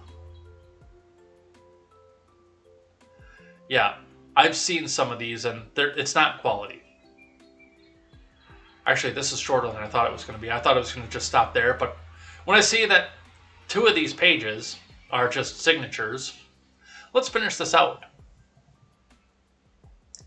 Without congressional action this fall to extend the advanced premium tax credits, millions of Americans face the prospect of losing healthcare coverage or seeing their premiums spike. Premiums are expected to increase by 53% for 14 million people who buy their insurance from health insurance marketplaces. Failure to extend enhanced advanced premium tax credits would result in a projected 3 million people in the marketplace becoming uninsured and 9.4 million people seeing dramatic increases in their annual premiums. With prices rising broadly, our constituents cannot afford these increased health insurance costs. This cannot happen on our watch. We must cement our progress by enacting a budget reconciliation package that includes enhanced advanced premium tax credits to keep costs down for Americans. We urge that any reconciliation legislation include language extending the coverage to Americans living with Medicaid coverage gap. Republican-led states' refusal to expand Medicaid under the ACA have deprived millions of Americans of Medicaid coverage and benefits. Inclusion of these provisions are critical to increasing coverage and reducing health disparities that have disproportionately impacted people of color. And there's the racial aspect of it, too. We thank you for your leadership and stand ready to work with you to deliver the progress we have made for the American people. Our healthcare priorities of extending the enhanced advanced premium tax credits and filing the coverage gap for non-Medicaid expansion states have wide support throughout the Democratic caucus. We cannot let this opportunity to build on our progress go by. And there are the signatures of everybody who's involved with this. I have to laugh a little bit. I really do.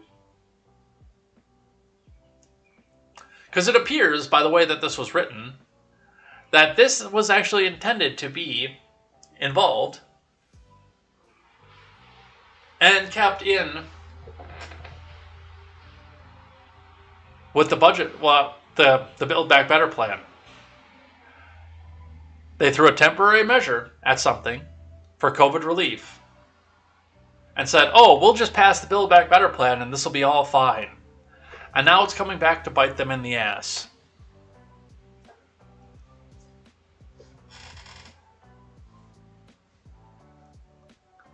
Good job, folks. Yep, there it is. The House approved Build Back Bullshit legislation. Extended the program for 4 years and limited premium bills to 8.5% of an individual's income. Manchin sank the bill last year, citing its potential to grow the national debt and worsen inflation. That measure has withered in the 50-50 Senate ever since. Schumer and Manchin have met 4 times in the past 2 months to cut a deal on a smaller bill, which Democrats hope to advance in the Senate by August 1st. The pair have not publicly shared details of those negotiations. It's unclear if the conservative West Virginia Democrat backs an extension of the program. Well, he won't be able to come home if he does. Manchin and I will keep the details to ourselves, Schumer told Insider last week. But it was a good meeting, getting into some degree of detail. We've got a ways to go.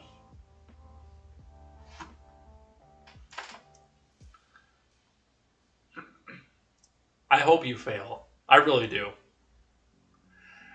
And I'm one who has wanted to see the Build Back bullshit. I've wanted to see that drop for a long time. Or not the Build Back bullshit, the ACA. So that's what we see coming out of that. What do we still have time for? We're running up, but here's a funny one. Liberal prosecutor Buddha Biberaj booted for deliberately misleading in case. From Jorge Fitzgibbon. If you remember, this is the same prosecutor who was going after parents who were speaking out in Loudoun County at the school boards. A Virginia judge kicked a notoriously liberal county prosecutor off a serial burglary case for allegedly deliberately misleading the court and the public. Loudoun County Circuit Judge James Plowman booted Buddha Biberaj, the county prosecutor, for the office of the Commonwealth State Attorney from the case this week over her traditionally lenient decisions, WJLA-TV reported. At issue is the burglary case against Kevin Enrique Valle, a local man charged with 3 misdemeanors and 2 felony burglary counts, who got a 6-month plea deal from Biberaj's office despite a lengthy criminal history. In a May 26 ruling, Plowman said claims from prosecutors that Valle had no prior adult convictions nor been convicted of a felony was misleading. While technically true, this sanitizes the facts by screening the court from the knowledge that there are numerous pending adult felony matters, and the defendant pled guilty just 2 days prior on December 27, 2021, to 3 related felonies, the judge wrote.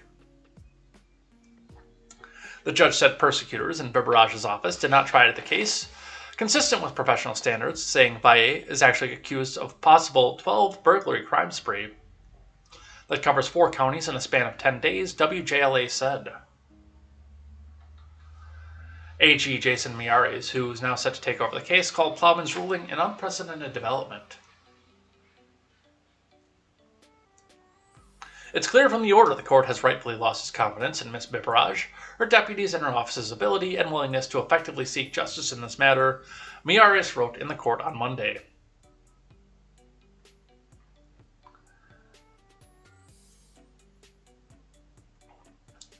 And I can probably better suspect that a lot of this had to do with the fact of the skin color or ethnicity of the person here, because she was all too happy to use the power of the government against all those evil parents who just wanted to go in and voice their concerns at the school board meeting. But when it's this guy, no, nothing happened here. Just ignore all this. He's never been convicted of a felony, see?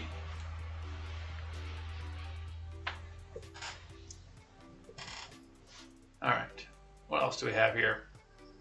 Some good news for our Ohio friends. Ohio constitutional concealed carry goes into effect Monday. No permit needed.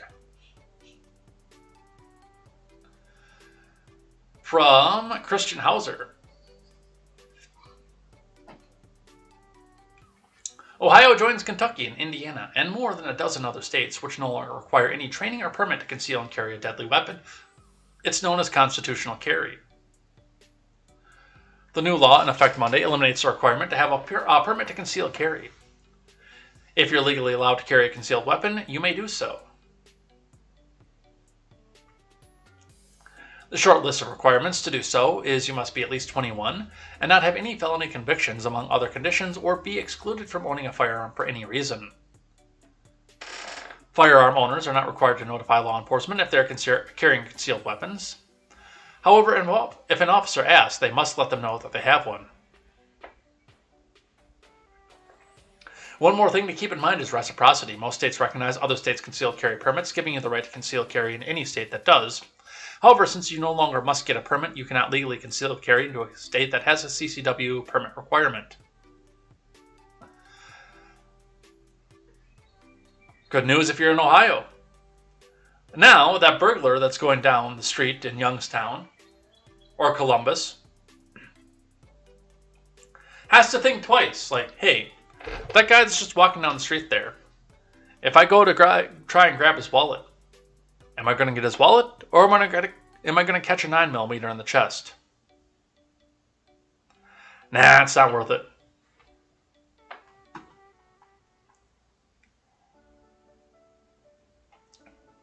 More gun control news. AOC suggests checking juvenile criminal records to be able to buy a gun could be racist. From Ryan Saavedra. The Honorable and Venerable Representative Alexandria Ocasio-Chavez suggested Monday that looking into juvenile criminal records as part of a background check before a person can purchase a firearm could be racist. Chavez's remarks come after an 18-year-old Hispanic male opened fire at a Robb Elementary School in Uvalde last month, killing 19 children. Her remarks were in response to a bipartisan group of U.S. senators who released a framework of solutions that they were going to try to pass that included an enhanced review process for people under 21. For buyers under 21, requires an investigative period to review juvenile and mental health records, including checks with states' databases and local law enforcement, the agreement says.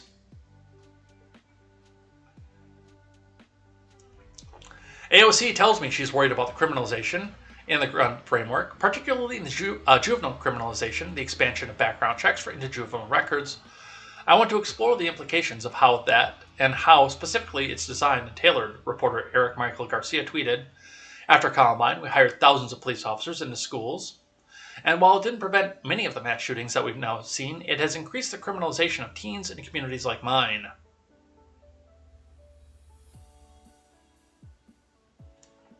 When I asked if she was worried about the mental health aspects would increase stigmatization, she said absolutely, because what people are blaming on mental health are really deeper issues of violent misogyny and white supremacy, Ocasio-Cortez claimed. And while there are mental health issues attenuated, like the deep isolation we see in a lot of these folks, at the end of the day, we're not addressing, there are some issues like the boyfriend loophole being closed, the connection between domestic violence and mass shootings, etc.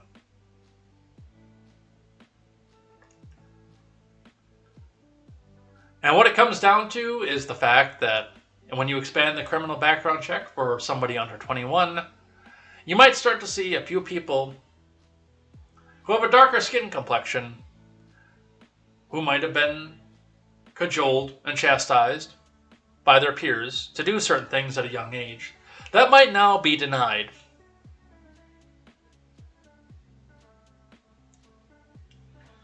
You can't check juvenile criminal records because it could be racist.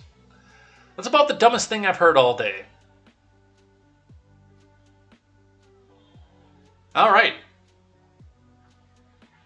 We're almost there. In fact, we've only got 4 more. And then thing I like and thing that I hate. Things that I hate, by the way. Thing I like is there's 2 tabs, but it's the same thing. But there's 2 things that I hate. All right, from Local 12 out of Ohio, fundraiser offering AR-15 as prize for high school sports team is now suspended. From Hannah McKenzie. Yeah. In today's environment with gun control, who could have seen that one coming? A fundraiser in Forest City, North Carolina, raffling off an AR-15 is now suspended. The controversial raffle prize comes on the heels of a recent increase in gun violence across the country, most recently the mass shooting at Robb Elementary School in Uvalde, where the gunman used an AR-style rifle to kill 19 students and 2 teachers. According to organizer Chris Ramsey, the fundraiser was being held to benefit Chase High School wrestling team. Ramsey said he decided to suspend the fundraiser after receiving several calls citing safety concerns. I wasn't trying to ruffle anyone's feathers, Ramsey told WLOS Sunday. My sole intent was to help kids. The kids, part of my program. That's why we're trying to do here, make an impact on the world through these kids. A flyer circulating in social media stated raffle tickets cost $20 and prizes included gift cards and a Radical AR-15. The firearm was to be provided by Butler's Jewelry and Loan. WLOS reached out to the business for comment, but they declined to speak to him. So it was even a pawned AR-15.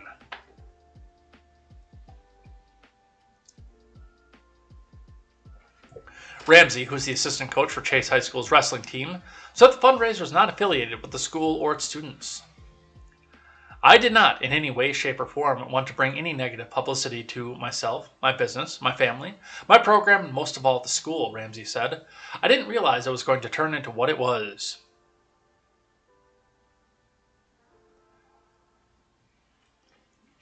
Amid calls for stricter gun laws, Ramsey said there was no malicious intent with the fundraiser. Rather, he said he was mirroring successful fundraisers previously held by neighboring high schools that also awarded firearms as prizes. They were able to do one fundraiser, and that did them for their upcoming season, so that's what we're trying to do, Ramsey said. The fundraiser is now suspended while Ramsey works to find alternative prizes. All the money collected so far, which Ramsey said is about $350, will be refunded. Here's what the gun grabbers don't want you to know about something like this. I'm going to tell you this right off the bat. They want you to think that if you win the raffle prize, it's the gun show loophole. And the dealer, or the pawn shop in this case, is just going to take that AR-15 and put it straight in your hands. Now, having FFL dealers in my family, I have an uncle who actually has provided a rifle for a fundraiser happening at a family event, who's actually provided something like this. I know what actually happens with this. Number one, in order to provide, you have to have an FFL dealer license. If you're going to donate a prize like this. And furthermore, as soon as the person wins, the first thing that they have to do is go through that background check. I've seen my uncle do it. And he was doing it to one of my cousin's husbands, actually. Somebody he's known for many years. And he still had to go back and do that. When that particular cousin won the prize, my uncle got on the phone. After the application was written out and filled out, he went through the 3 pages of background check. Then he picked up the phone and he called. There's a database that you have to do to it. There's a live person to talk to. I think 365 days a year. And he picked up his cell phone and he called them in. He read the information verbatim back to the woman on the application. She was able to give him an answer over the phone. And then he turned to my cousin's husband and said, "Congratulations, you now own a rifle."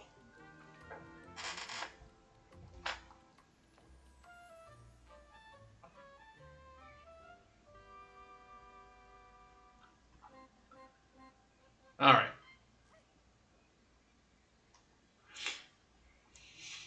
From Spectrum News 1, for our friends in New York, Kathy Hochul signs New York abortion access measures into law. From Nick Reisman, a package of measures meant to bolster legal protections for abortion services providers and women from out of state seeking the procedure was signed into law on Monday by New York Governor Kathy Hochul. Taken together, the measures are meant to strengthen abortion access in New York ahead of a potential Supreme Court ruling later this month that could overturn Roe v. Wade decision on the national level. "My friends, the sky's literally on the verge of falling." Okay, Chicken Little. "In the next week or two, and that's why we're here today," Hochul said in reference to the impending ruling. She added, "The right to control our own bodies is supposed to be settled by now. Or so we thought." I mean, and I say this all the time, have you ever thought about not screwing? That seems like a much more humane way to do this than dismembering a baby. New York lawmakers and Hochul last month signaled they would move quickly on the issue over a draft ruling was leaked. If the ruling is finalized, abortion policy would return to 50 state governments, creating a patchwork of laws and rights on abortion. So there you go. If you need to go on a tour, to go with threats of violence possibly, threaten your girlfriend to go kill your baby, or your one-night stand to go kill your baby. If you need to run off and go kill a baby because, for whatever reason, New York is going to be the place to be. So go have it. Go have it at your tourism. I hear Amazon pays you for that.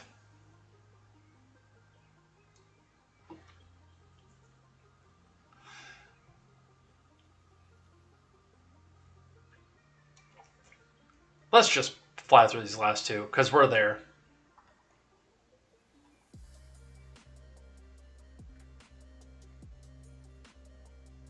From the post-millennial, Supreme Court rules non-citizens are not entitled to bond hearings. From Ashley St. Clair. I don't like this.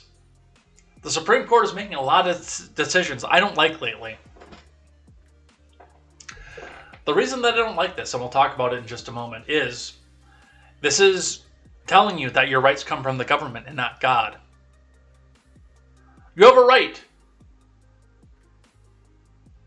to face down your accuser and not be imprisoned until you are proven guilty by a court of law.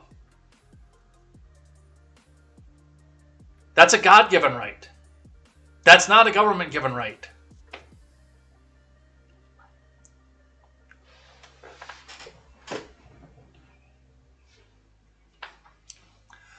On Monday, the U.S. Supreme Court ruled unlawful immigrants to the U.S. are not entitled to a bond hearing. The opinion stems from the migration of Antonio Arteaga Martinez. Arteaga Martinez, a Mexican citizen, came to the U.S. unlawfully on 4 occasions without inspection until May of 2018, when ICE issued a warrant for Arteaga Martinez's arrests after he'd been living and working in the U.S. for almost 6 years. ICE's detention of Arteaga Martinez did not come with the opportunity for a bond hearing, and he was set to be removed from the United States. Arteaga Martinez's attorney appealed in an attempt to stop his removal from the U.S., citing his fear of persecution or torture in Mexico. The DHS asylum officer who heard Martinez's testimony found it reasonable and credible and referred Arteaga Martinez to an immigration judge.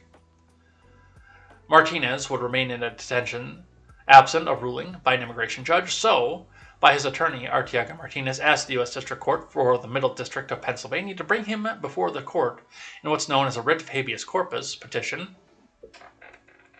This petition pivoted from the claims of fears of prosecution and instead argued his continued detention without a bond hearing was violative of federal statutory law, it is, and constitutional rights. It is.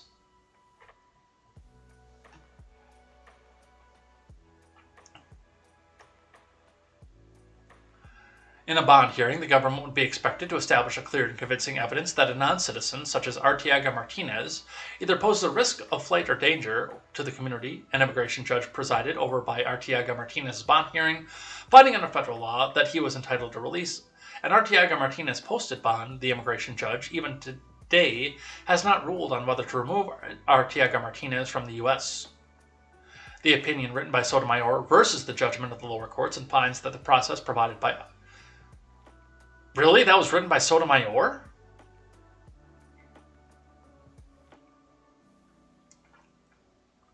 That's surprising. Provides sufficient procedural protections for non-citizens, and that Arteaga Martinez was not entitled to a bond hearing before an immigration judge. The Supreme Court declined to address Arteaga Martinez's constitutional claims. Look, my point is this. It's not about how many times he got caught. It's not about how many times he went back and did this. It's about where your rights come from. Plain and simple. And that's been a sticking point for me, because I know a lot of the MAGA types, especially going into the 2016 election, said, why are we even giving these people a hearing? Why are we coming back and hearing these people? Why don't we just deport everybody who gets picked up by ICE? I said, because some of them are citizens. And furthermore, it comes as a question, like I said, of where your rights come from. Your rights are not government given, because a government that's big enough to give you rights is big enough to take them away. And that goes above and beyond the non-citizens. And when you start playing fast and loose with that standard, that's when your freedom of speech starts to go away, your freedom to defend yourself starts to go away, and your freedom to a speedy trial starts to go away.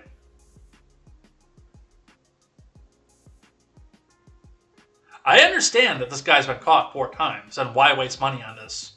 But you should still have to be able to have the ability, the opportunity to sit in front of a judge and hear the judge say, hey, we caught you 4 times, you're being remanded. Obviously you didn't get the message the first 4 times. You're being remanded.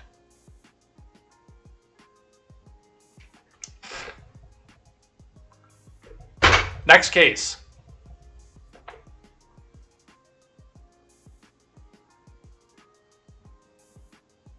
That's the way that I see this.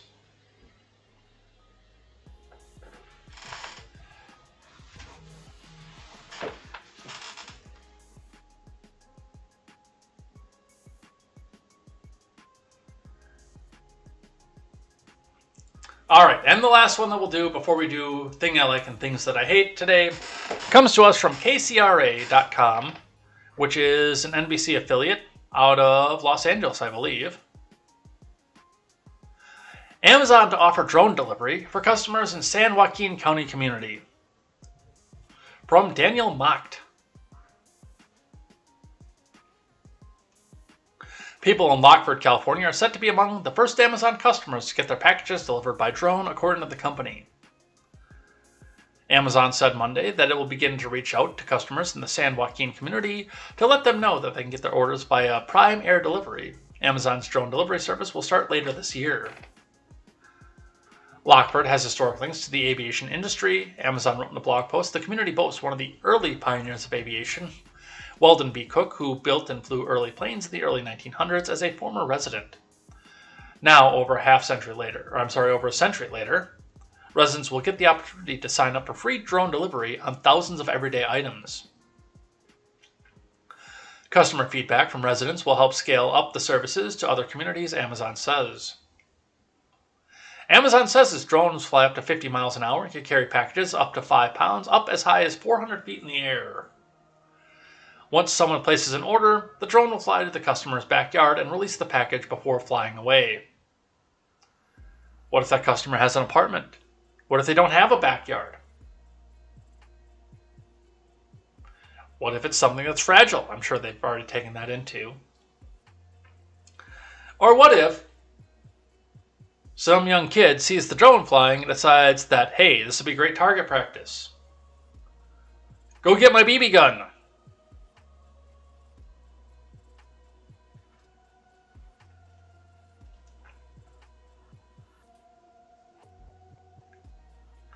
I don't know if this is going to work. Well, it might work out in California, especially in nice neighborhoods like, and I don't know anything about Lockford, but I know that in rural Wisconsin, this is a bad idea.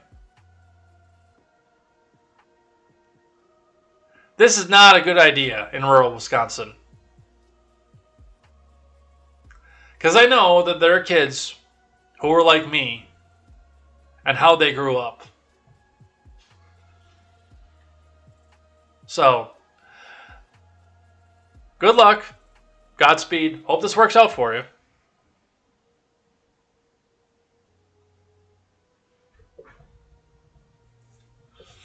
Alright, now let's do a thing that I like and a couple things that I hate. So, as we move on from this, one of the things I'd like to share with you guys is the kind of music that I like.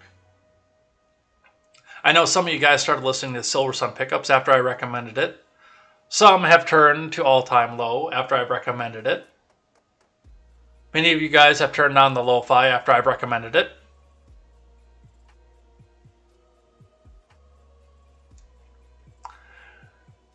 And I found another one that I've been listening to a lot lately that I think you guys would very much like. Now, this is not a big recording band like some of the other ones that I brought into. I mean, All Time Low is World Tour, and I guess these guys have too, but they haven't quite had the mainstream radio acceptance as somebody like Silver Sun Pickups or All Time Low. But I am talking today about a possibly little-known band. You guys might not have heard of them. Out of Canada, out of Regina, Canada, by the way, called the Dead South. They're, for the most part, a country band. Interestingly, one of the interesting parts of it is that they don't use any percussion. And they're actually a little bit rockier than a lot of country bands. Like, they've done a lot of really decent covers. They did one of System of a Down's Chop Suey with banjo and upright bass, which is interesting. I've got one song here, one of their newest ones that I really like. And then I've also got one that you guys might have heard but didn't know that this was the band that was doing it. So,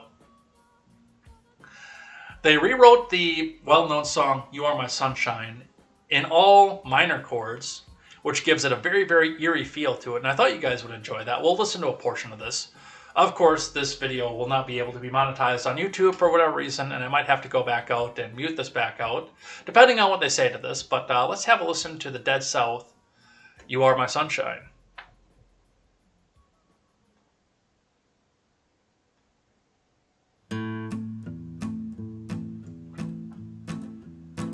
The other night, dear, as I lay sleeping, I dreamed I held you in my arms.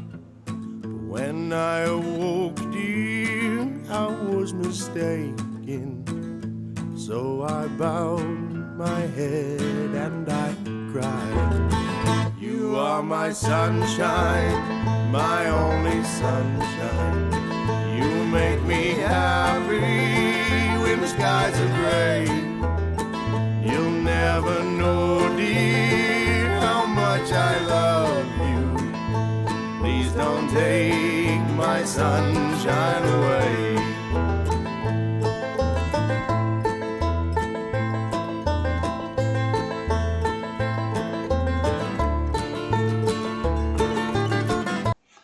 I think that's about all that we're going to be able to get to out of before we get the copyright hits. So, yeah, and I mean, when you hear the song like a Western or Oh Brother Where Art Thou, they usually sing in a celebratory fashion. But if you do listen to the lyrics of the song, it's a very dark song to begin with. And then to have it come back out and rewritten in minor chords on top of it, it gives it a very eerie feel. But this is the song that you guys probably know. I probably heard, probably didn't even know who this was.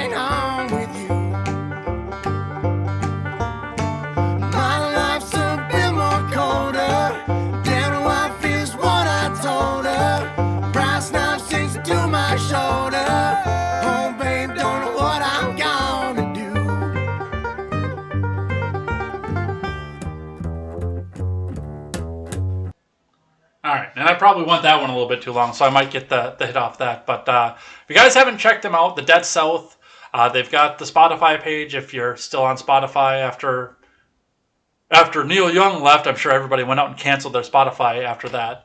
Yeah, but they're on the Spotify. They've got the Spotify page. They've actually got pages of music that all the artists recommend too. So definitely go back and recommend checking out the Dead South. Now for a couple things that I hate.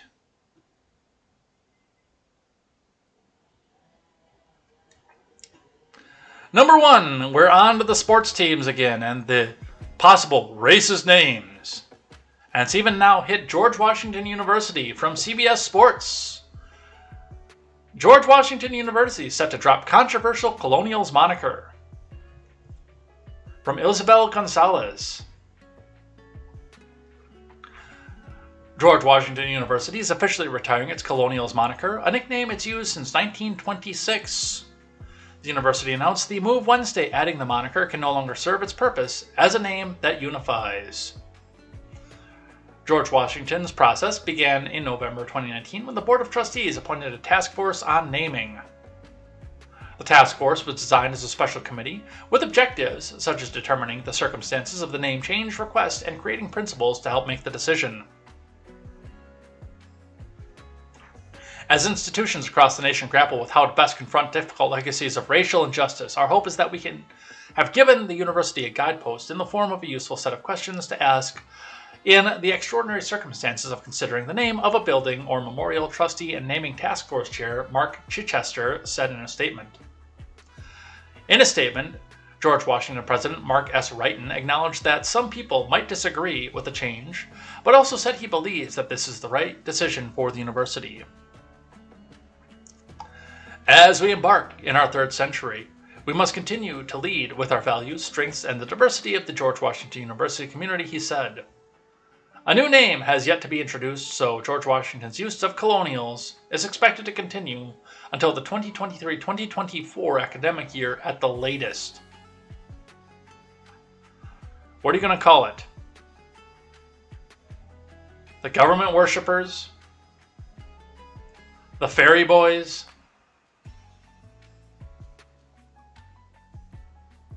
Like, seriously. Why was this a problem?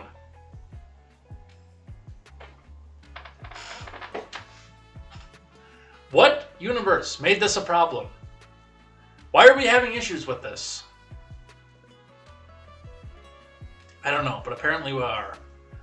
And another thing that I hate, coming to us from Fox News today, Michigan AG says drag queens make everything better. Suggests drag queen for every school, according to a report. And then, once she got called for it, she said, "Oh, I was just joking the whole time. Just don't take everything so seriously, guys."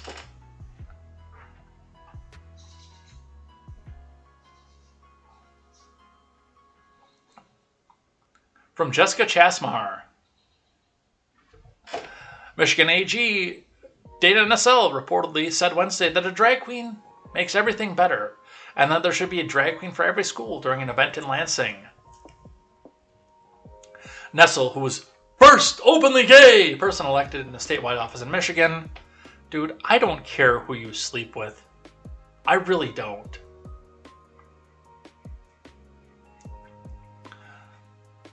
Made the comments during a civil rights conference while speaking out against what she describes as efforts to divide Americans. Craig Mauger of the Detroit News reported on Twitter. Drag queens make everything better. Drag queens are fun, Nessel said, according to Mauger. Yes, a minstrel show for gender. Makes everything fun, am I right? A drag queen for every school, she added. Mauger wrote that Nessel acknowledged the drag queen for every school line has not been poll tested. Yeah, because it will probably get your crap shoved in.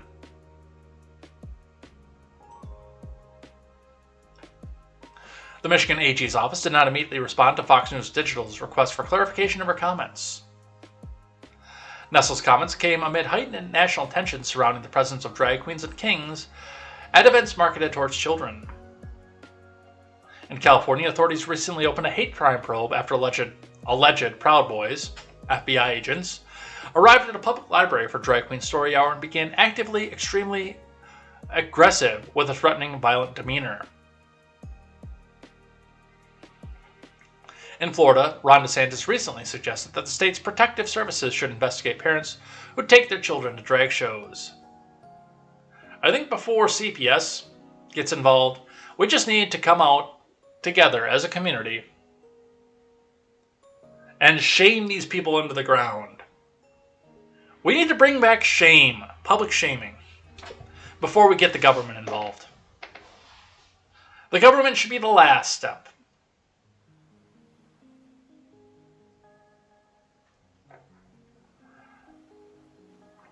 Now, the Fox News report doesn't come out and remind us that, oh, she just said that she was joking, but the Blaze one did. So, yeah, she's walked this back to, it was a joke, guys. Don't take it so seriously. And that is it. A thing that I like and a couple things that I hate, and we're done. And we actually cleared out the window today. No more news stories left over for tomorrow, so we might even get some extra time to come back and do some live chat. By the way, if you are just lurking right now, get a message in there so I can jot your name down in the notebook and say, hey, thanks for coming back here and chatting with us. I'm going to read your name live in the live chat tomorrow. And we'll even go over some of the live chat tomorrow as well. We'll see what you guys have to say throughout all this. So, yeah, I think we're done. Well, I know we're done because we're out of tabs. And it's 20 to 10, which means I got to throw pants on and get out of here as quick as I can.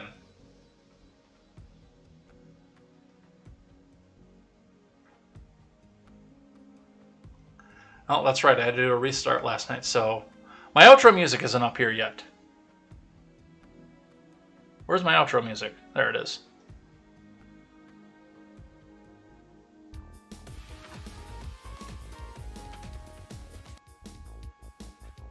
So, thank you everybody for coming in here and joining us here for the fun, the headlines, the news, all the commentary. You guys were, it was a little bit slow at the beginning of the show, but you guys were on fire today. Absolutely, definitely appreciate that. Love the opportunity to get the M&M reference in for Joe Biden too. Thank you Arvold for the memes, by the way. If you haven't checked out Arvold on his memes, go check that out. He was hard at work with the ones that we did today, so that was definitely a lot of fun, and thanks for all the shout-outs, everybody here. Let's make a concerted effort for next week to get 10... No, because we got to 11. Let's see if we can't hit that 20 number next week. Tell a friend, tell 10 friends. I did really good today with cleaning up the language, too, so... We're cleaning up the language where just tell your friends, hey, here's a guy that's better than the AM radio. Go tune into him in the morning. You can even listen with your kids in the car, because he doesn't say the F word anymore. I'm trying. I really am. So, with that, we're going to head out of here for the day. Thanks, everybody, once again. We will see you back here tomorrow for news, headlines, and live chat, by the way, too. So definitely go and check that out. Otherwise, come back and join over the weekend. We'll probably do another couple game streams here. Get some more Fallout 3 going, because that has been a lot of fun. I know I'm probably going to have to wind up working late on Saturday, but that doesn't mean that we can't do some stuff. And I mean, if it's going to be as nice out as it is, we're going to go take a hike too, and we'll get some more nature pictures off that as well. Otherwise, come back here tomorrow for more Contemporary. And until then, I am Jay Edgar, and this is Contemporary. Take care.